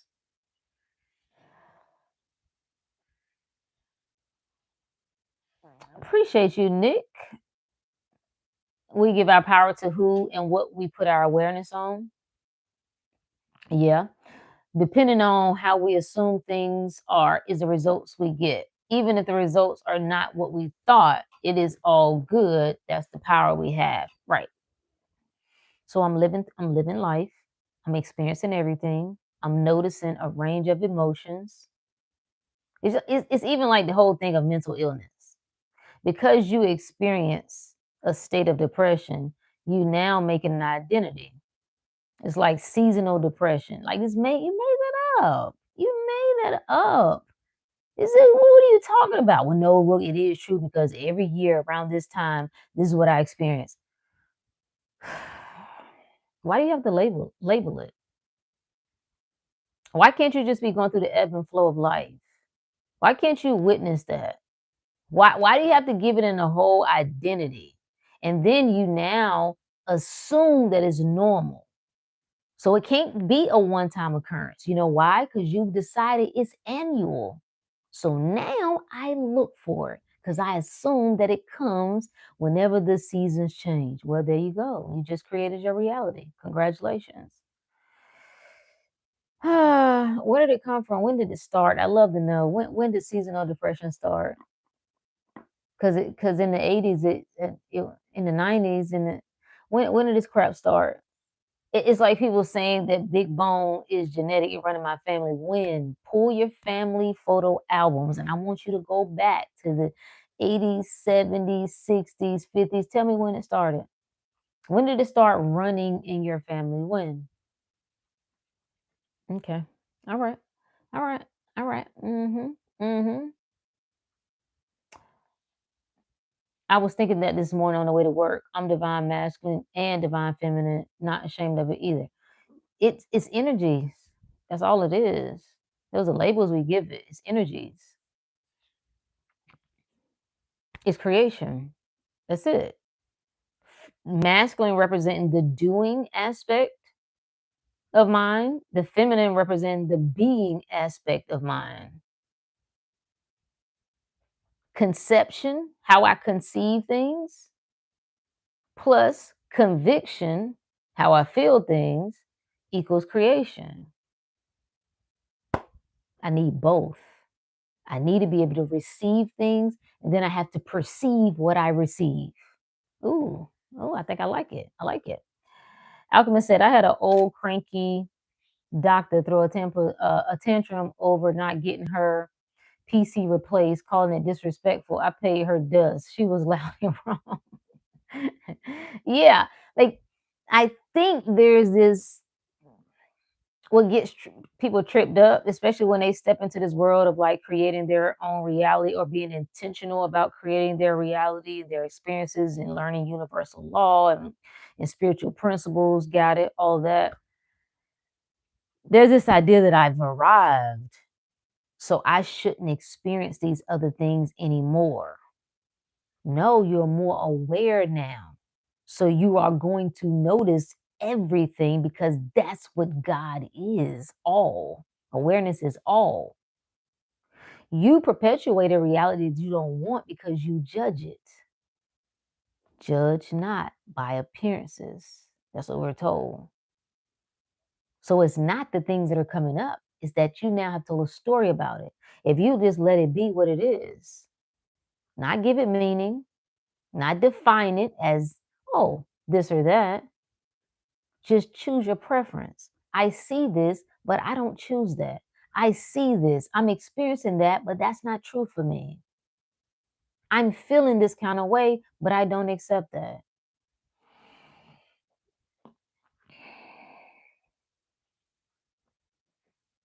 Medieval days, it was said that the rich were a sign of wealth, being big and fat. Yeah. What is reality? That's a good question. That's a good question. What is reality? The real. What is the real? I mean, we call it. It depends on how people refer to it. People assume that life that they experience is their reality, whatever their current conditions are, right? Whatever they experience in their mind and whatever they experiencing out here, what we're calling out here. But what is the real? Your own mind. That's it. Wholeness. Think about that, right? If you are perfect, limitless, all power, right? That's your default. That's the essence of who you are, right? How do you experience anything opposite of that? How do you experience anything contrary to that? You have to believe it. You have to perceive it that way. Every single person on this planet is perceiving one thing their way. So we all can see the same scenario and we perceive it our particular way. We can all experience or encounter the same type of people, but we perceive it our own unique way. So the real to me is that which is untouched, that what hasn't been tainted, that what hasn't been obstructed. It's the purity of the thing. The real reality is, to me, my perfection. This world is perfect. Nothing is wrong. Nothing is out of order. There are no problems. Nothing is delayed. Nothing is behind. Nothing is wrong. Everything just is. But again, that's not how most people, that's not what they're referring to. That's just how I see it. Gerald said, being a man is a great feeling, knowing having stamina and being strong. Working out is fun and important to stay in a good mood. Yeah. And being able to be masculine and being able to be feminine too. Yeah, just being in tune with yourself. A man that's in tune with his feeling side of himself, or the being side of himself, that's all that means. It doesn't mean like the general sense of the word feminine. He's not rolling through life dependent solely on his ego. Let's put it that way. So a man in tune with his feminine side is also aware of, appreciate you, Tammy, of his intuitiveness. Some say God. Same thing. What is God? Your own awareness.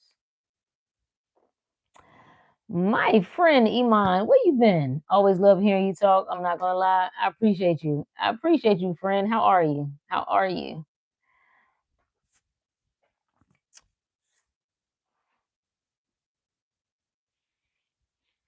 I took her attitude as traffic comes and goes. Yes. Yes. Hey, Jovi. Yes. It's a practice. What this one I want to ask everybody to be tripping. What else you got to do? What else? If you wake up tomorrow and you have everything that you want, if it's love, the ideal lover, boom, you wake up to him. The house, boom, you got it. The car, boom, you got it. All your accounts are looking the way you want. The investments, amazing. Everything's in place. Now what? What do you do then? What's your next move? You have it. The life, the body's looking amazing, okay? Your health is stupendous. You're energetic. You're ready to go. What do you do then? What's going to be your next move? Huh? And I don't think people think about that because it's such an obsession about getting the things. I get it. We all desire the things, right? But what is beyond that?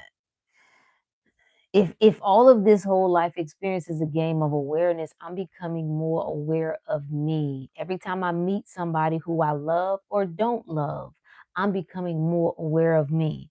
Every time I desire a thing and I experience having it or not having it, I'm learning more about myself. I'm becoming more aware of myself. Sometimes I wonder, why do we even want material things? Why not? I mean, because of how they make you feel. Everything you desire is because you will feel good in having it. You want a lot of money because it feels good to not stress about it. It feels good to go into a store and buy whatever you want. It feels good to take care of people. If somebody needs something that you really care about, mama, I got it. I'll take care of it. Pops, I got it. A friend, like it feels good to be able to not stress about not having it. Love, why do you want it? Because of how you would feel in having it. To experience the things that you desire is you seeking to experience yourself through having it.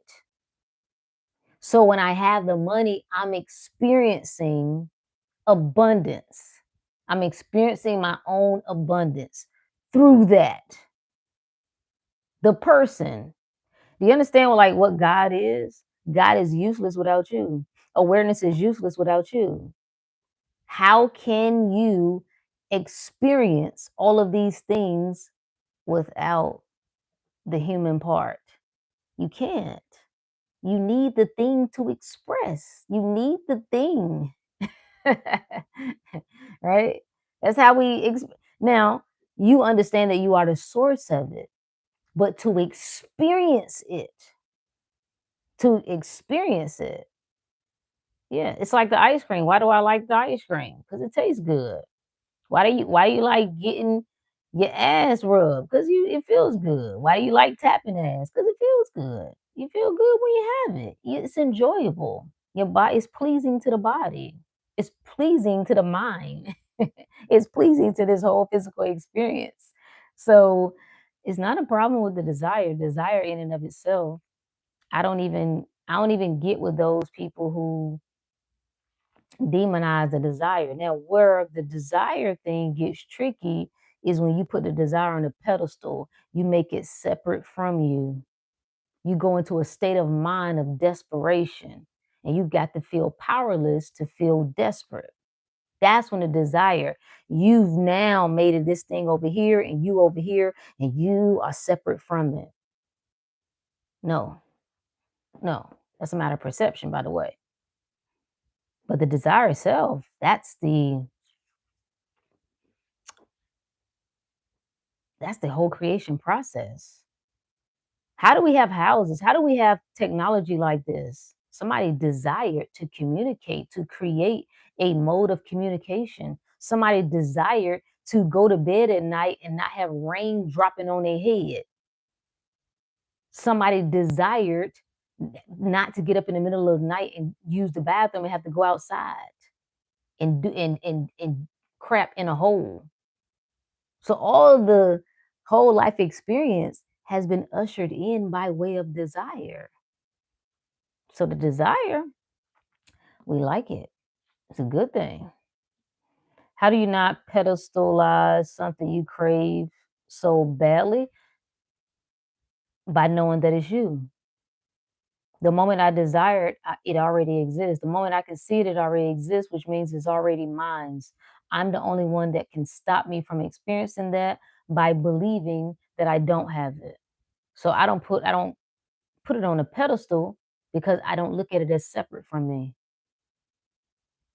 I look at it as me. I already have it. I already have it. I already am it.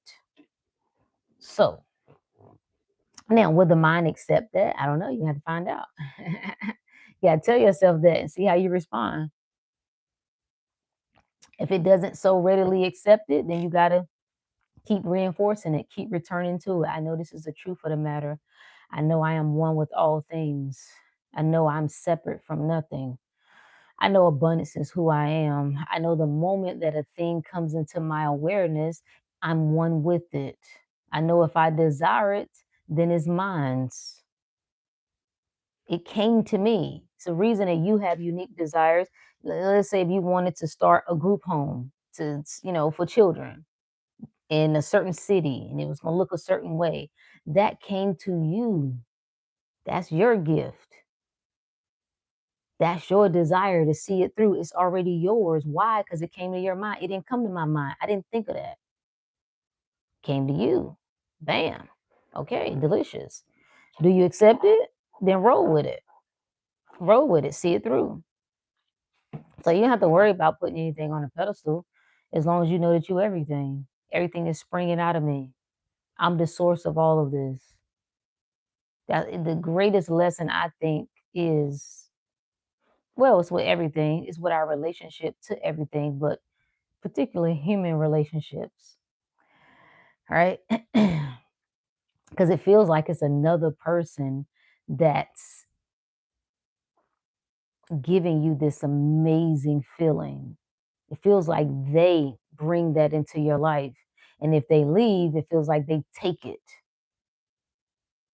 And what we're being shown is no, remember, you are the source. They came as a reflection of you.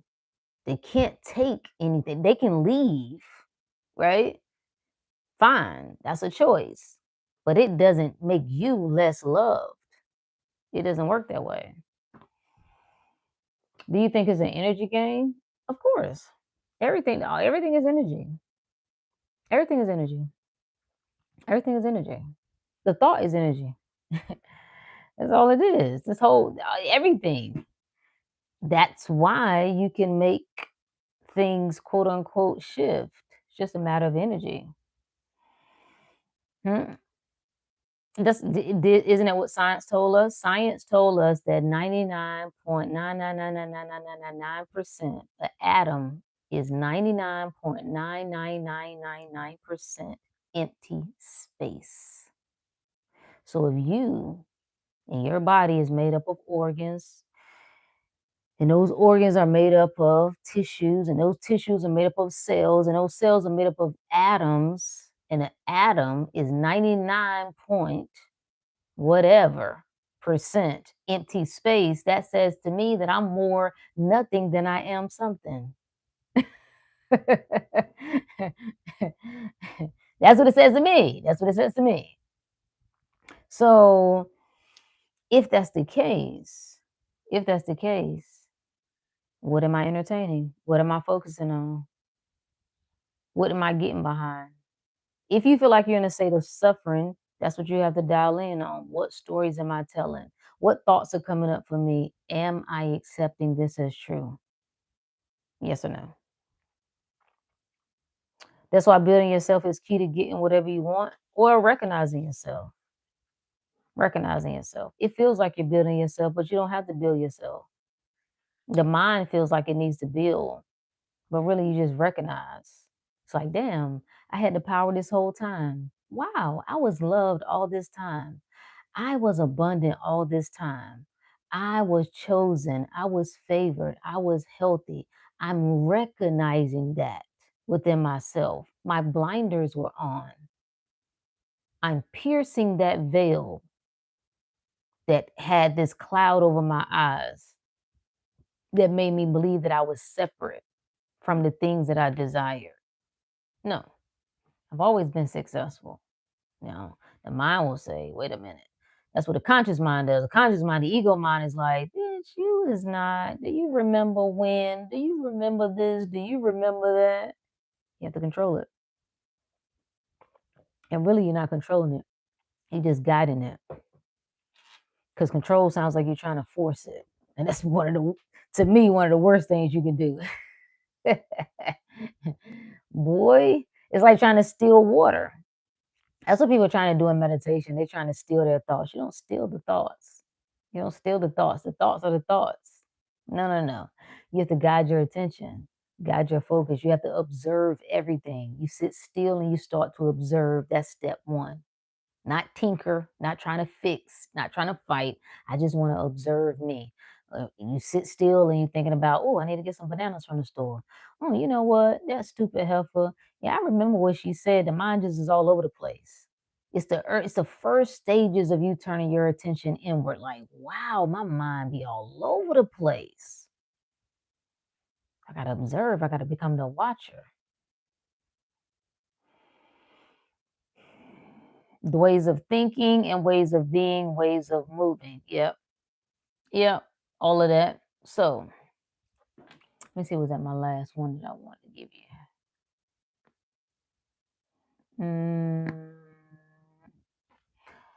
So yet we find again in the Gospel of Thomas, the verse that we've seen throughout the Bible, Luke 17 and 21.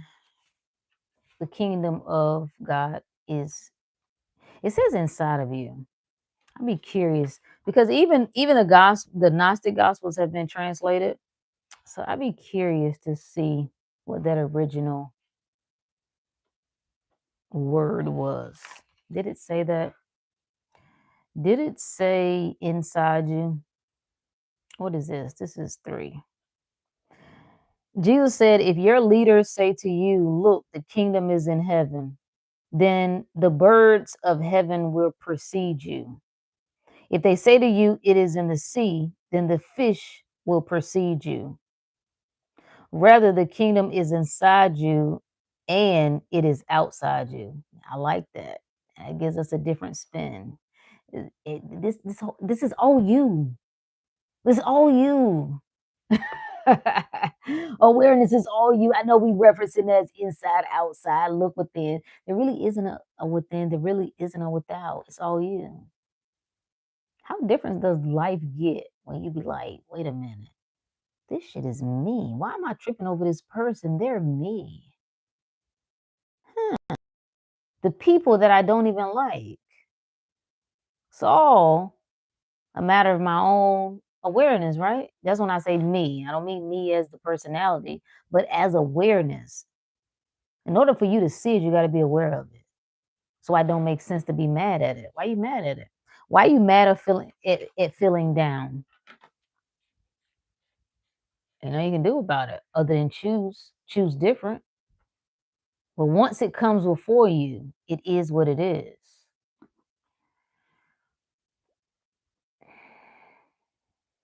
Where am I from? Heaven. Fell straight out of heaven. Just boop. Why did they take the Gospel of Thomas out the Bible? No, the Gospel of Thomas wasn't ever in the Bible. No, you might be thinking about the other text, not the Gnostic. The Gnostics Gospels of Jesus, as far as we know, they were not in that. What was in that was so called taken out is the apocryphal text. That was the what books did that include? I'll tell you. Hold on. They are. If you can find some older Bibles, they used to be like even back. I want to say I don't know if it was that in the 70s. If you can find some older Bibles, and I don't mean older as in centuries ago, just older as in the 19. I want to. Is that the? I don't want to misspeak, but I want to say the 60s. You can find some of those Bibles that were still in there.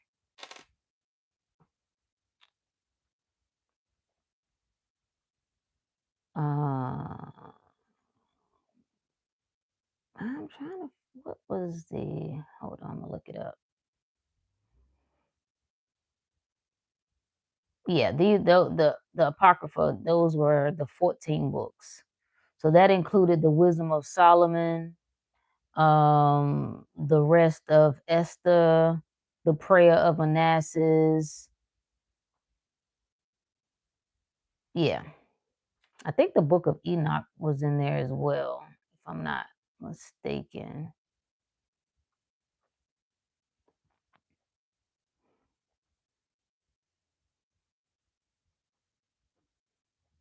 Hold on. The best thing that you can do when you can't understand, if you can't explain things, the best thing to do is get rid of it. Okay, so it says no. Most standard Protestant Bibles printed in the 1900s did not contain the Apocrypha. So what books was I looking at when I saw that? Hmm. Okay, it says in the Catholic Bibles in the 1900s they were. Okay. Okay. Mm. It says in 1826, Bible societies vote to cut funding for any printings containing the Apocrypha.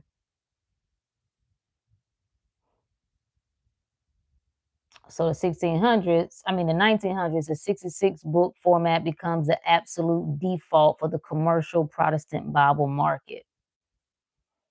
So you can do whatever you want.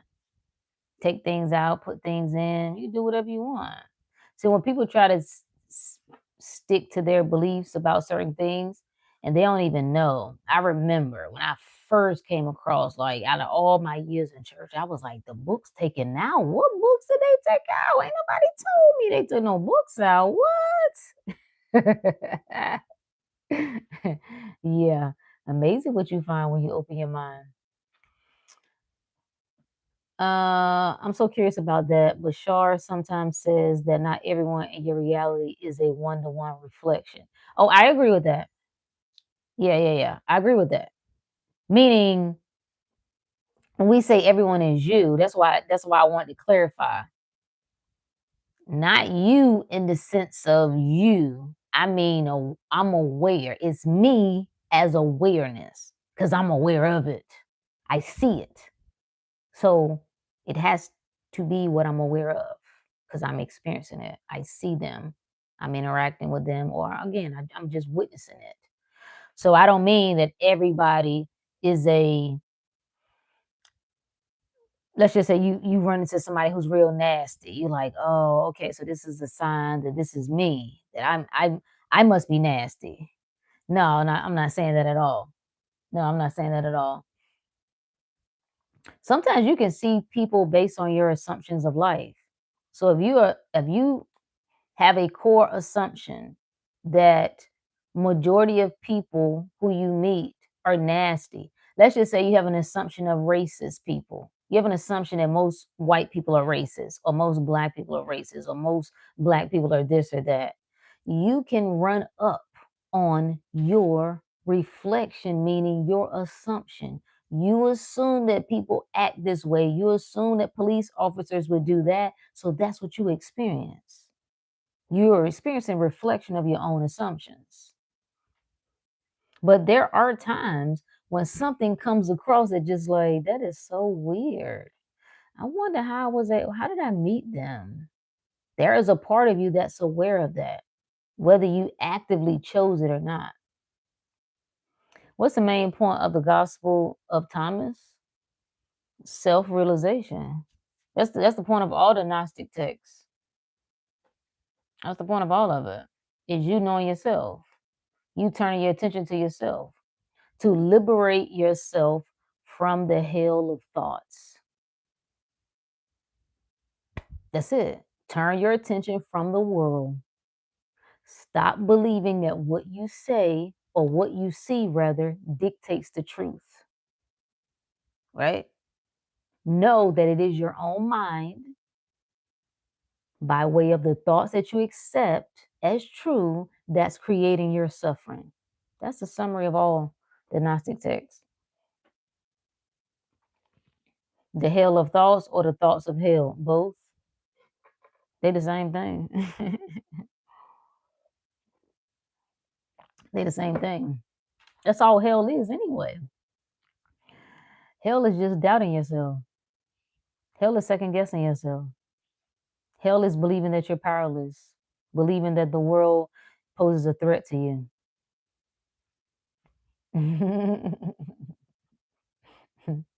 Yeah. When you believe that you're anything less than God, you're in hell. You suffer.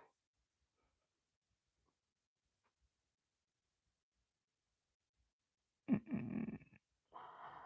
What if we don't want to experience something just because we're aware of it? That's the mind fighting what is. If that's not your preference, then don't choose it. I ain't saying you're gonna like everything that you witness. So if you're dealing with people, you experience a version of them that you don't prefer. You don't have to like it. You don't have to like it, but you also don't have to react to it. You also don't have to make it the truth. There's a lot of stuff nuclear family can expose you to that you don't want to continuously create. Right, then you actively choose. So I can be experiencing whatever I want, but I am conscious of what is my preference. This is the truth for me and my reality. Okay.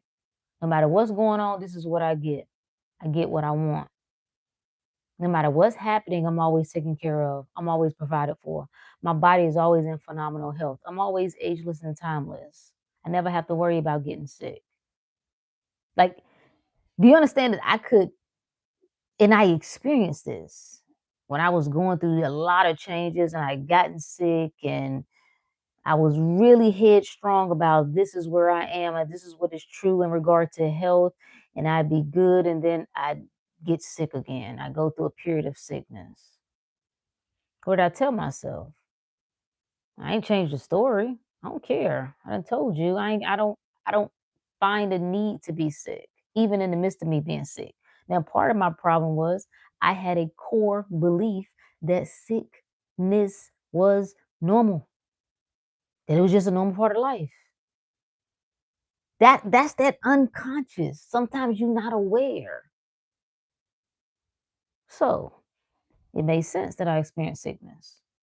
Now, I was at the point towards the so-called end of this thing, this period, for it not to shake me. I knew what to do. I knew what to take. I had my herbs. I knew how to rest. I knew how to take care of myself. I knew how to think in my favor. But I remember one of the last times it was something. I had so much stuff going on in my life. I started feel like the lower part of my did it start at the lower part of my back or the top of my back? Trying to see how was the energy moving. I think it started at the bottom. And I'm laid out, right? And again, this is me. This probably was this is 20 this was definitely after 2020. So it might have been like 2022, 2021, I think. Right? Was it during COVID? No, it wasn't during COVID. It had to be 2022 though. I'm somewhere around there. So I'm in my thing. This is me. I'm moving and grooving. I know how to take care of my body. I know how to take care of my health. I'm not worried about no sickness. But just one day, like I had a lot of emotional things happening, and again a lot of life stuff happening, and I had this. I wasn't sick. There was no snot. There was no coughing. I just felt ill, and at the lower part of my back, there was this. I could just feel like a bunch of tension. And I just kind of laid. I didn't force myself. I kind of canceled all my appointments and things that whole week. And it's like each day, this tension just moved up my back. It just moved slowly up my back until it finally dissolved. It just went away. And that was it. That was it. It's changes, man. It's a lot of changes that as you're undergoing spiritual changes, the body is a reflection of that. Absolutely. But you don't change the story. You don't go back on what you said. I knew what the truth was. I no longer need that. I believe first, I just thought it was normal to get sick because everybody gets sick. Then I went into the world of alternative health, and the training I got from that was like, oh, okay, well, sickness serves a purpose, which it does. So I would intentionally like, you know what? I want to initiate a good cold. I just want to flush my system out. I tell myself that, like, well, you know what? It's about time to have a good cold. I just want to cough some stuff out, clear my system out. None of that was necessary, but I thought it was. So guess what? I could tell myself that, and in a few days, boom, just like magic, I'd initiate a cold. And it lasts for a few days. I'd rest, clear out some snot and all that stuff, and okay, yeah, I'm feeling good. Once I left all that nonsense behind, I'm like, this is silly. I don't need to do that to clear my body out because if I stop perceiving my body to be clogged up, then I never need to do that to begin with. So I left even that behind. That's not necessary. If I happen to experience illness, that's just what it is. I don't have to make it mean anything other than that's just what I'm experiencing right now. It eventually just it's just gone. I no longer think about it anymore. I don't think about illness anymore. I don't think about being healthy anymore. I don't think about anything to do with that. I've put my attention on that long enough, boom, it's just automatic. Like Monday, I had a good example. It was funny. I laughed. I woke up and my throat was just a little scratchy. And I started laughing. I was like, yeah, old me would be just like the world. And I'd be like, oh man, don't tell me. Is that you trying to feel, you like, is my throat scratchy? Am I about to get sick? Just initiating it. Don't even know that that's what you're doing. You're defining that as evidence of what's to come. And then when it comes, you think, oh, I knew it. It was proof. No, it wasn't proof. You created it. And so I laughed about it. I was like, yeah, old me would be expecting to get sick, expecting for that to get worse. I got up, went about my day, did whatever I wanted. I don't know. By the end of the day, I no longer noticed it anymore. That's what we talking about. Going through life with whatever your thing is, whether it's health stuff, money stuff, love stuff, that I can experience everything and not be moved by it. I'm moving beyond the mind. The mind says, I got to fix this. The mind says, I got to do it the right way. The mind says, I got to intervene. I'm going beyond that. That's what awareness is. Awareness, I come outside of this container, so to speak. I watch it. I know that's not the truth. Oh, I see you. I feel that pain, but I know it doesn't mean anything. I know it's not a sign that I'm sick. Yeah, yeah. David said there's power in the tongue. Exactly. And guess what the tongue is? Your own mind. Your own mind. Yeah, yeah. I mean, of course, the physical one too, but this one goes disregarded. Like people just focus on this physical tongue. No, what are you saying in the inner chambers of you? What are you saying there? What do you whisper to yourself? That's what you need to know. That's what's most important. That's the true knowing self. Hey, Zanaya, I appreciate you. I remind me every time what I already decided about myself. I don't have to be uncertain about myself, no matter the uncertainty. Boom, boom. That's it. That's it.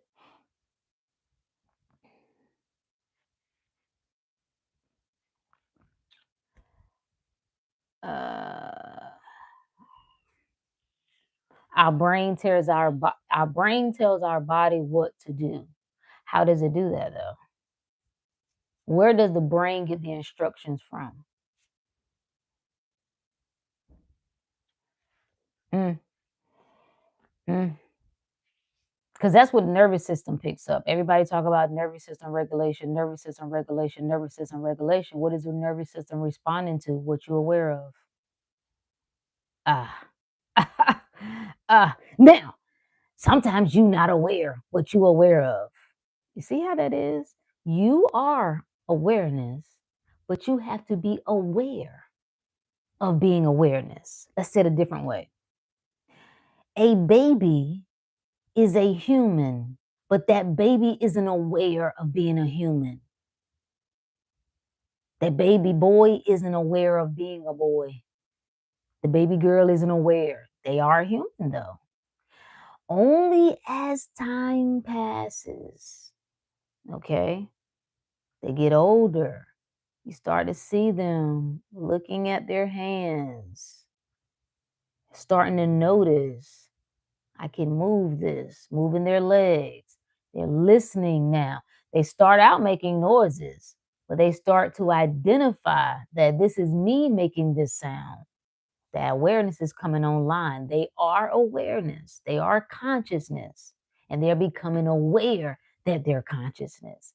That's what we're talking about. You have thoughts that are swimming all throughout the inner chambers of you because it's one mind. So you could be picking up all sorts of trash. I'm going to just tell you. All sorts of nonsense you can pick up.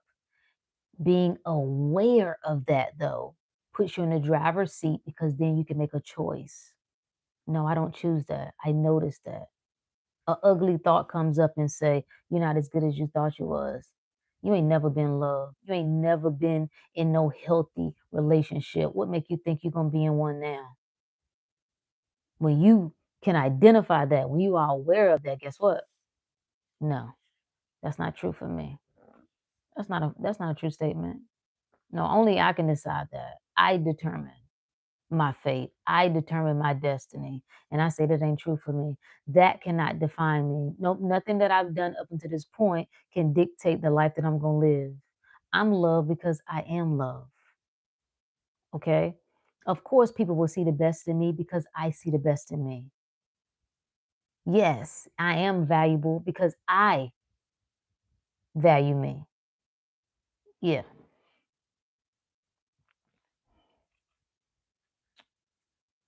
Where do the thoughts come from? The one mind is one mind. We're all one mind. Hey, Michael, it's all one mind. What are thoughts anyway? Just mental pictures, right? They're just mental pictures. It's the all. That's why it doesn't benefit you to get mad at the all. It's the all is the all. That's why you can't run away from the dark side. You can't run away from thoughts that you don't like. You can't run away from the ugliness. That's when it starts to haunt you. You got to face that. You have to face that. You have to face that. Bring it into the light. Bring it into the light. What is the light? Your own consciousness. You bring awareness to it. You bring awareness to it. So that's what the demon is. The thing that hasn't been addressed, the thing that's hidden, the thing that looms, right? It lingers, but you haven't put any awareness on it. So I can identify, whoa, wait a minute. What is that? No, that's not true for me. And I think why people don't want to do that is because what you find is that we are literally one. So the ugliness that you judge other people for, guess what? You be having some of them thoughts too. You be having some of them temptations too. You be having some of them desires too. And if you ever face that, then you're gonna have to judge yourself the way you judge others. And you don't want to do that. So it feels better to just brush it under the rug. I'ma just, nah, that's not me. I ain't like them. Oh, but you are. It's one mind. That's it. So that's why I don't trip. I've had some very wild things come to mind, like terrible scenarios. Just will pop up in my I know that's not me though. Like I know I would never think that. I wouldn't think like that. I wouldn't. I don't care. I don't care. I wouldn't think like that. Like even about people you care about. Just random, what if this has happened? I haven't heard from them. Did they get in an accident? Like your mind will just go somewhere crazy.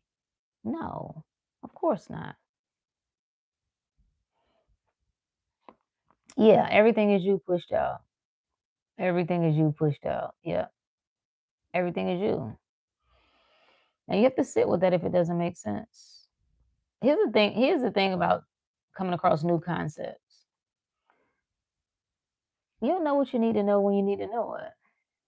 If you got a heart to know, ain't nothing gonna stand in your way. Not even your own mind, not even your own fears. If you got a heart to know, huh?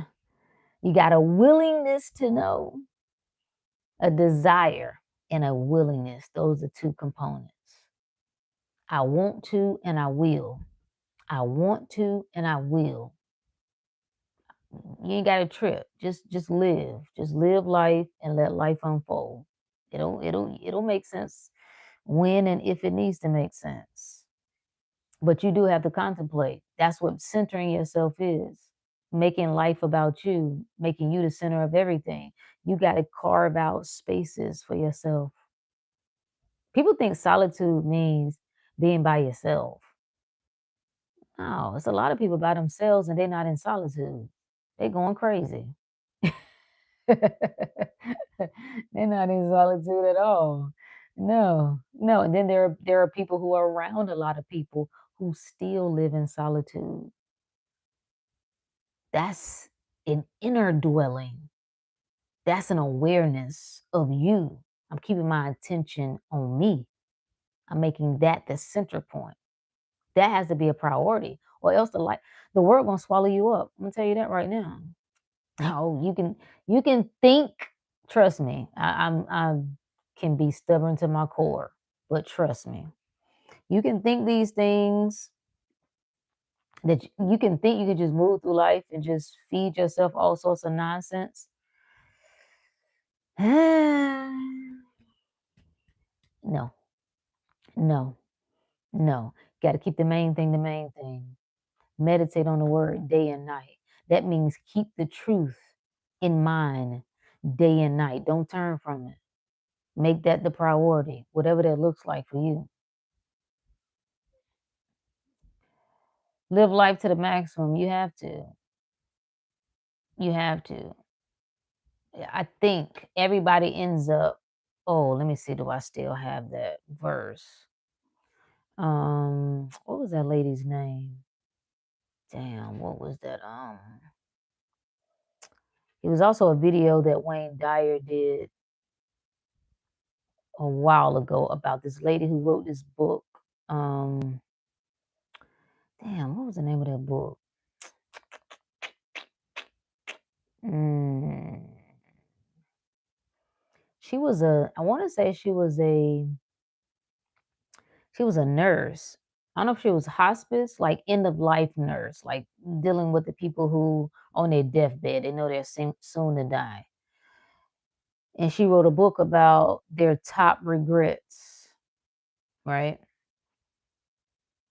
Let me find it right quick because it was good.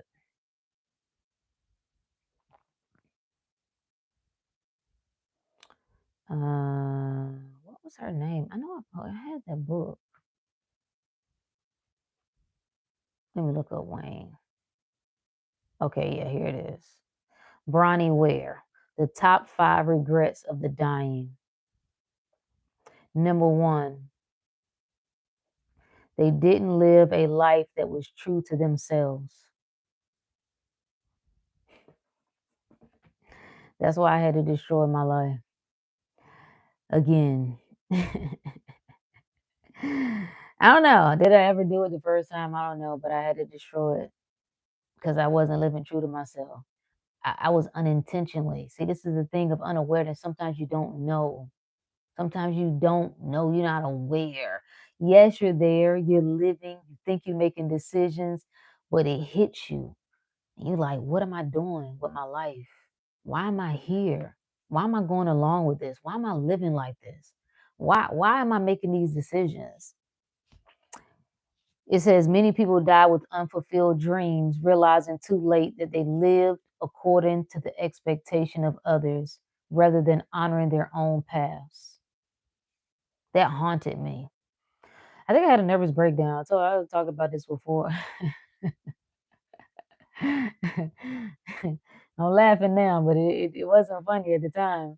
But that's what it felt like. It was like my soul was saying, you will not go another inch. You will not proceed any further until you make changes now. There will be no more delays. There will be no more putting it on a back burner. You will make changes now. The time is up, ma'am. The second regret was working too hard. This was commonly cited by men that patients regretted missing out on children's youth and their partner's companionship due to the rat race. The other was expressing feelings. People often suppress their emotions to keep the peace. Oof, ask me how I know. Ask me how I know. Settling for mediocrity instead of becoming who they were truly capable of being. It's some courage. It takes courage to live exceptional. I'm gonna just tell you that right now. It's gonna take some courage. You're gonna have to get in the mirror with yourself, literally and figuratively.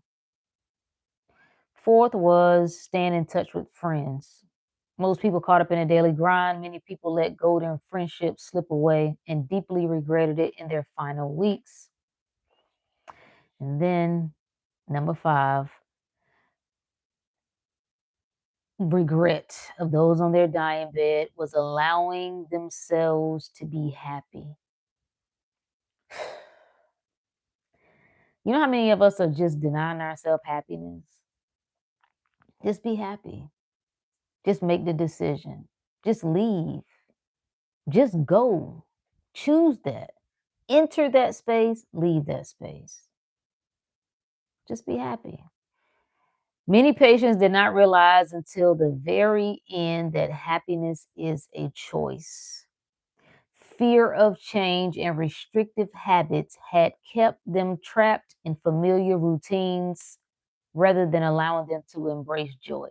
And that's where I am now. I don't care about anything other than that. I'm going to be honest with you. Anybody else, whatever, anything else can come and go. Anybody else can come and go. I'm going to be true to myself. I'm going to honor myself, and I'm gonna be happy. I know I told myself I ain't really need that long ago, but I lied. It ain't. It's a matter of choice. See, I choose that. I don't choose misery anymore. I don't choose to wallow. I don't choose to make excuses. I don't choose to blame people. I'm going to state the things that I dislike. I am going to do that. I'm not going to try to front that like I like something I don't like. And I don't like when you do that. I don't like when that comes up. I don't like how you respond. I don't like how that's unfolding. I'm going to be true to that now. But at the end of the day, mm-mm, nope, nope. Residents said the most common regret many people felt they had sacrificed their own dreams, values, or desires, yep, to meet others' expectations. I did it. I ain't gotta wait. I ain't gotta wait till I'm on my deathbed. I did it. I did it. I did it. I just I'm grateful enough that I became aware that I was doing it. Because some people never do until they're about to die. I am just grateful that life shook me. I shook me enough. But see, one of the things that I did was I sent out the SOS. I remember it distinctly. I remember it literally. Like something is wrong, man. I don't know what's going on in my life. I don't feel like I can feel nothing.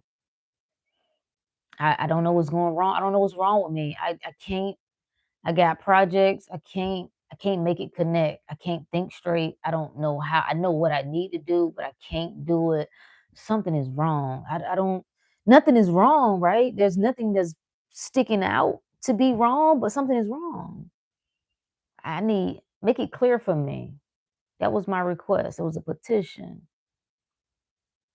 Who was I making it to? Everything, the all. I just looked out the window like I just make the path clear because I don't if I'm supposed to see it, I ain't seeing it. But I know something is wrong. And then shortly after, my whole life collapsed. Yeah, yeah, yeah. Every choice is a vote for the person you are becoming. I like it. Yep, I like it. I've had to go through hell to get to heaven. I'm gonna just tell you that right now. I'm gonna just tell you. The light, yeah, you can see that now. You can see it. I can speak on it, right? You can feel it. How did I get to the light though? Through the dark.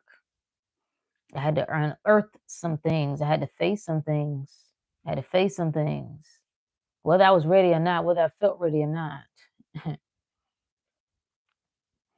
Michael said, man, sheesh, this is the tipping point, realizing you have lived someone else's life. I had turned my life over. Oh, it scared me. It scared me. I'm gonna be honest with you. It shook me. I remember the night. I can remember it distinctly. It was about this time. I think it was a Friday night too.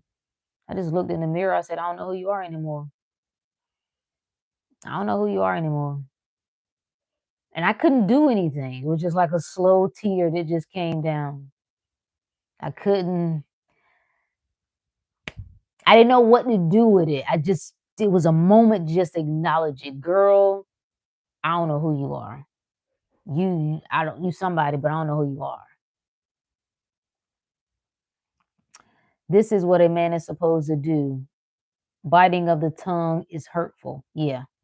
And that's where a lot of the fellas are.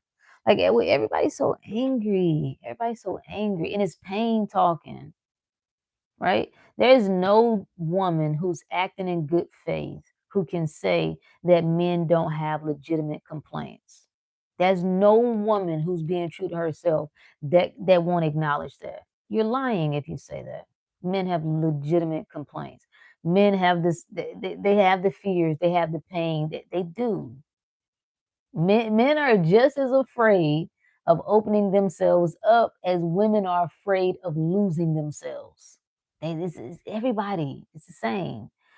And the back and forth, and even on the flip side, like even with the fellas expressing their pain, right? Everybody becomes blinded by their own pain. So now the fellas get so upset that we haven't been heard, and we're disregarded and we're unloved and unappreciated, and this was wrong with them. They no longer can hear anything or see anything other than their discontentment, their pain. And so now we war back and forth. Who's to blame? Who gonna fix it first? Who gonna do it right? Who gonna take responsibility? Back and forth.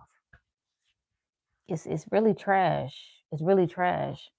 Because the only answer that we can arrive at is self. Everybody gonna have to take responsibility for themselves. Everybody gonna have to stop blaming the other person. Everybody gonna have to get in the mirror with themselves. And as we do that, see, I can't look in the mirror and not see the man. Oof, oof. Ain't no way I can look at myself and not see him. Ain't no way he can look at himself and not see her, because that's what we are. we are one of the two, right? The one that is the two. That's what we are. And if you can't look at yourself and see the woman, got your blinders on. If she can't look at herself and see the man, she has her blinders on. Yeah. Sharon said, I done fell asleep and almost forgot to laugh. Hey, girl. Okay, let's see. We got a Bible verse. Let's see. Let's pull it up. We about to hop off because my battery about to go dead. Let's see. Genesis 1 and 4. Let's pull it up. Let's pull it up. God saw that light was good. Let me see. Let me get the other version. God saw the light, that it was good, and God divided the light from the darkness. I like that. I like that. What is the light? Consciousness. Do you really understand what this is saying? This is saying when you see awareness, anything in your awareness, it is good. It didn't say it was your preference. It didn't say you would like it. Anything that comes before you is good because you are aware of it. Oh wow. Oh wow. Oh, that gives us something different to work with there, boys and girls. It's good because I'm aware of it. But then I can divide that from the darkness, meaning I get to choose. I can choose. You see that? Because the moment I become aware of it, I can choose. So if I'm witnessing things that I don't like, I'm now realizing this don't work for me in a relationship. This don't work for me in a job. This don't work for me in my body in regard to the health. I don't want to live this way. Guess what I can do then? I can make a choice. So, do you see the opportunity you miss when you get mad at what you're aware of? You get mad that your mind is spiraling out of control. See those depressed thoughts? Why? Why are those thoughts depressed? What are you focused on? Are you uninspired? Are you not doing work that's meaningful to you? Have you abandoned yourself? See, that's a gift. It's an indicator, it's feedback. The depressed thoughts are feedback. The angry thoughts, the hurtful thoughts, those things are feedback. It's saying the moment you become aware of it, it is good. Now that I see this, I now make a separation between I what I want and what I don't want. So I get to choose my preference. I don't like that. I see it. I don't have to fight with it because it doesn't have any power. Only my decision has power. Okay. All right. So I put my focus on it. I put my attention on what's true for me. That's what Noah did. He kept what was true for him in the ark. So it stayed safe during the storm. I don't move an inch. The storm can do outside, can do whatever it wants to do. I'm staying true to me. Yeah. Blaming is not reality. Facts. I'm grateful right now. Same. Same. How often do I go live? Usually every Friday. Yeah, it's more than just see it, you know it. Yeah. Yeah, yeah, yeah. I recall a session with you, think only in your favor for 24 hours. Yeah, that was that one video that kind of popped. Why would you be lame in your own mind? Why would you be in pain in your own mind? Why would you be unloved in your own mind? If you can think anything, mm, why would why wouldn't you think in your favor? Why wouldn't you think in your favor? It's like the percentages game. When somebody tells you, again, oh, half of the marriages, 50% of the marriages, they're gonna fail. Why would I associate myself with the losing percentage, nigga? Huh? Don't tell me about no losing percentage. I don't care. It got nothing to do with me. Well, you know what I'm saying? It ain't that simple. Well, most people start their business and it go belly up in 3 years. What does that have to do with me? Get out of here. Like that's how you have to check your own thought. The way you would check somebody else, you also have to check your own thought. It's a no, nigga. No, I'm not even fighting with you because it's like a child. If you had a little 4-year-old who's getting on your nerves, trying to tell you, y'all sitting there arguing back and forth about is Santa real? You look crazy. You just be like, listen, bro, it's whatever. I done told you what it is. I done told you what the truth is. You believe whatever you want to believe. You don't argue. When you start arguing, usually there's a power struggle. That's when people get to arguing. I ain't got to argue with you. I done told you what it is. This is what it is. I love that video that it goes viral every now and then of Serena Williams being interviewed. I think she was, I don't know, maybe 13, maybe younger than that. Her father was there in the background. And the white dude is interviewing her like, he said, you seem to be very confident. And she said, I am. I am. He said, "Why is that?" Um, she says, "'Cause I know. Like I know I'm gonna win. I know I'm this, I'm that, I'm that." She just speaking in her favor, right? And the dude kept pushing it. He's like, "Well, but how do you know? Like, how do you know you're gonna win?" And pops, huh? We love daddy, right? Daddy come in like, listen, back up off of it, all right? She's a kid. She done told you. You trying to make her question her own belief in herself. Back up off of it. The dude didn't like it. He like, look, you keep interrupting the interview. He like, nah, you're not going to poison her mind. You're not going to get her to move off of what she said. You're not going to get her to second guess her own ability and confidence in herself. You're not going to do that. I'm not going to allow it. That's what you have to do to yourself. Appreciate you, Gerald. Santa Santa equals Satan? Mm, no, no. No. Oh, we should talk about Santa. Should we talk about Santa? I like the Santa. I like the Santa story. It's talking about energy. There's in the what's happening in the brain, in the mind. We should talk about it.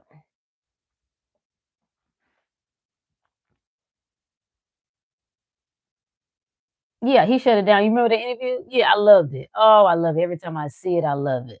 Like, oh, the anagram for Satan. Oh, okay, okay, okay.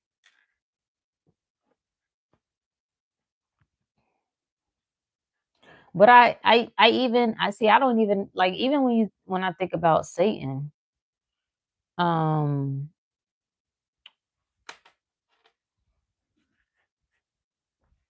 just the hidden aspect of me, because we both God and Satan. Again, Satan gets kicked out of heaven. How? How do you get kicked out of heaven? You take your eye off the truth. That's how you get kicked out of heaven. Now you slide right back into this world. You over here arguing with people about racism. Now you're saying that your well-being is always threatened and you always got to work 10 times harder and the world is an evil place. Boom. Got kicked right out of heaven. You can enter it. Enter, exit it, moment by moment. Mhm.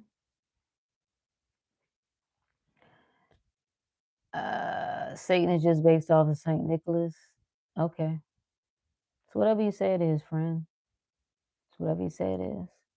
We'll do the breakdown. It's out there too. It ain't nothing new. It's been broken down many times. The colostrum that's in the brain, the activity that's happening, what's happening as these energies change and shift in the body. That cerebral fluid that's moving through the spine and what it's doing through the different hemispheres of the mind. You know, there are things, there are ways, there are many, many interpretations. Even we talked about the four scriptures or the four senses of scripture.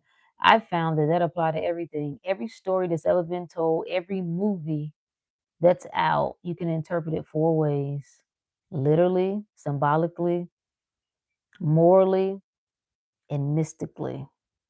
It's whatever. No problem. Heaven and hell is a state of mind. Facts. Facts. It's all a state of mind. It's nothing to argue about. One thing I would say, when you get out of your conspiracy, like the average person get out of that conspiracy theory mind of being angry with everything. Oh, everything is a lie. They made it all up. It's all stupid. Like when you get out of that phase, you will learn that these stories hold symbols. They're there for a reason, and it's beyond. No, you know what I'm saying? They're trying to get you the white man. They want you to think the white man is bringing your kids. Your kids that think the white man bringing them like, okay, angry person, whatever, whatever, whatever. If you were ever interested in going beyond that, you will understand some deeper symbology behind these things. These are all symbols, which means they represent something. Now, if you would like to make it represent the man trying to take over and whatever, whatever works. Whatever works. I'm not saying you should like the story or not like it. Do whatever you want. Yeah. So anyway, that's our good word. That's our good word for tonight, my friend. It's not the thought that's the problem. It's not the world that's the problem. It's your thoughts. It's the thoughts that you're fighting with, the thoughts that you entertain. Because you can just tell yourself this. You can't just tell yourself that you're good, that you ain't got nothing to worry about. What if you tell yourself you don't have a problem? I don't have any problems anymore. What does your mind do when you say that? Does it immediately pull up problems? Do you immediately see that when you say it? Like Michael said, like the statement, trust no one. Man is trust all. I have no fear, as I am certain all things work in my favor. Yeah, I don't subscribe to that either. I can't subscribe to, like, I was heavy on like in the self-development world. Most of that stuff I can't get with. I was going through like some old videos I had saved in some playlists. Yeah, that kind of talk. I don't have competition. I don't view nobody else's competition. I don't view no haters. I don't. I just don't see things that way anymore. Like, no, everybody worked for me. What you talking about? This is all a game of me. This is a game of me. I'm experiencing me. Uh-uh. What? What are we talking about? Yeah, you can look at it that way. Like you're not your body, you're the observer. I like to look at it. It's many different ways to angle it. Sometimes I view it that way. Sometimes I am looking through the lens of all awareness, and that means I'm everything. That means everything is all good. Thought, feeling, body, mind, circumstance, people, everything. Then I'm sometimes Rook the God, and I'm like, okay, I'm not my body. I am the observer. Okay. Then sometimes I'm just Rook the Great, and I am the body. Uh, I am the body. I am the mind. I'm all. You know what I mean? Like it just depends. It depends on whatever works. As long as you know, that's the most important thing. As long as you know. But I like to keep all the pieces there. I like to know that The body is just as much spiritual as anything else. People want to make this distinction between the body and the soul and all. It's all spirit. What do you mean? It didn't go anywhere. That's why I don't have to get rid of it. I don't have to become like, unless I wanted to, right? Become a nun or become a monk, or I don't have a problem with a physical experience. The physical is the non-physical. The physical is the spiritual. It's all. It all is. It can't be a reflection of and then not be it. If it's a reflection of it, then it is it. And that's what it is. So it's all. Like it all has its proper place. And I couldn't experience life without this body. That's the game. So it don't make sense for me to demonize my body and to act like it ain't nothing, that it's insignificant. And I know I say it sometimes, I call it a flesh bag or whatever. But no, there's an honoring. There's an honoring of this vessel. Because this is how I get to experience life. I get to touch things, smell things, taste things, enjoy things. So that's the good word for tonight, my friends. I'm Rook the Great, baby. I'm Rook the Great. I'm Rook the Great. It's who I am. It's who I am. It's who I'm certain of. Tapped in, turned on. I gets what I want. Hmm? I'm all of it, right? The good and the bads. Huh? The ups and the downs, the sun and the moon, the God and the Satan. Yeah. Yes, she is. Yes, she is. Yes, she is. The world is here to serve me. It's all a reflection of me. I can't get it wrong. I'm always in the right place at the right time.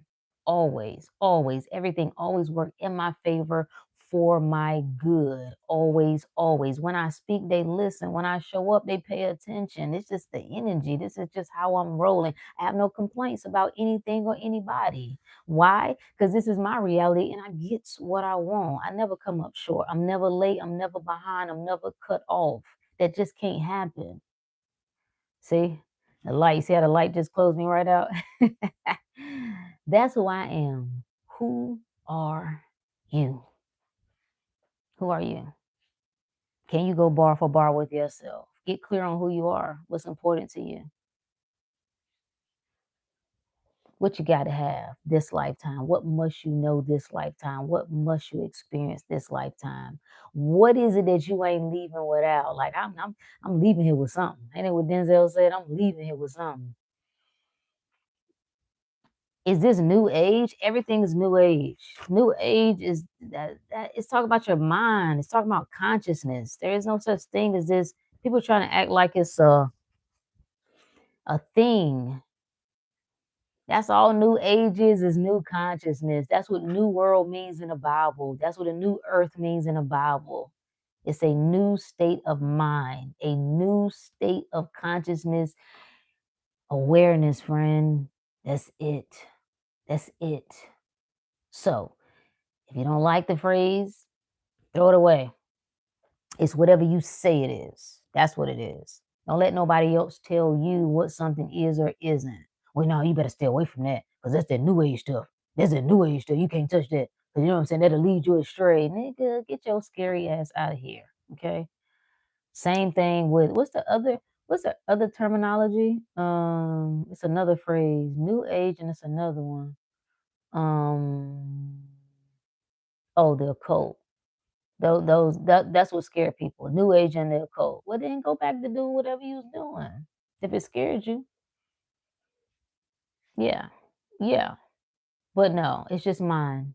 All these things are mine. The occult means hidden, knowing thyself, just knowing the hidden aspects of you, knowing the hidden aspects of mine, the hidden aspects within your own consciousness. That's it. That's all this is. All the different philosophies, all the different methodologies, all the different spiritual practices, it's all talking about the mind. That's why you see the symbols of the skull, because that is where you enter this life and that is where you exit this life. That is where you live and that is where you die. That's where everything happens. Nothing happens without this. So, Have a good one, y'all.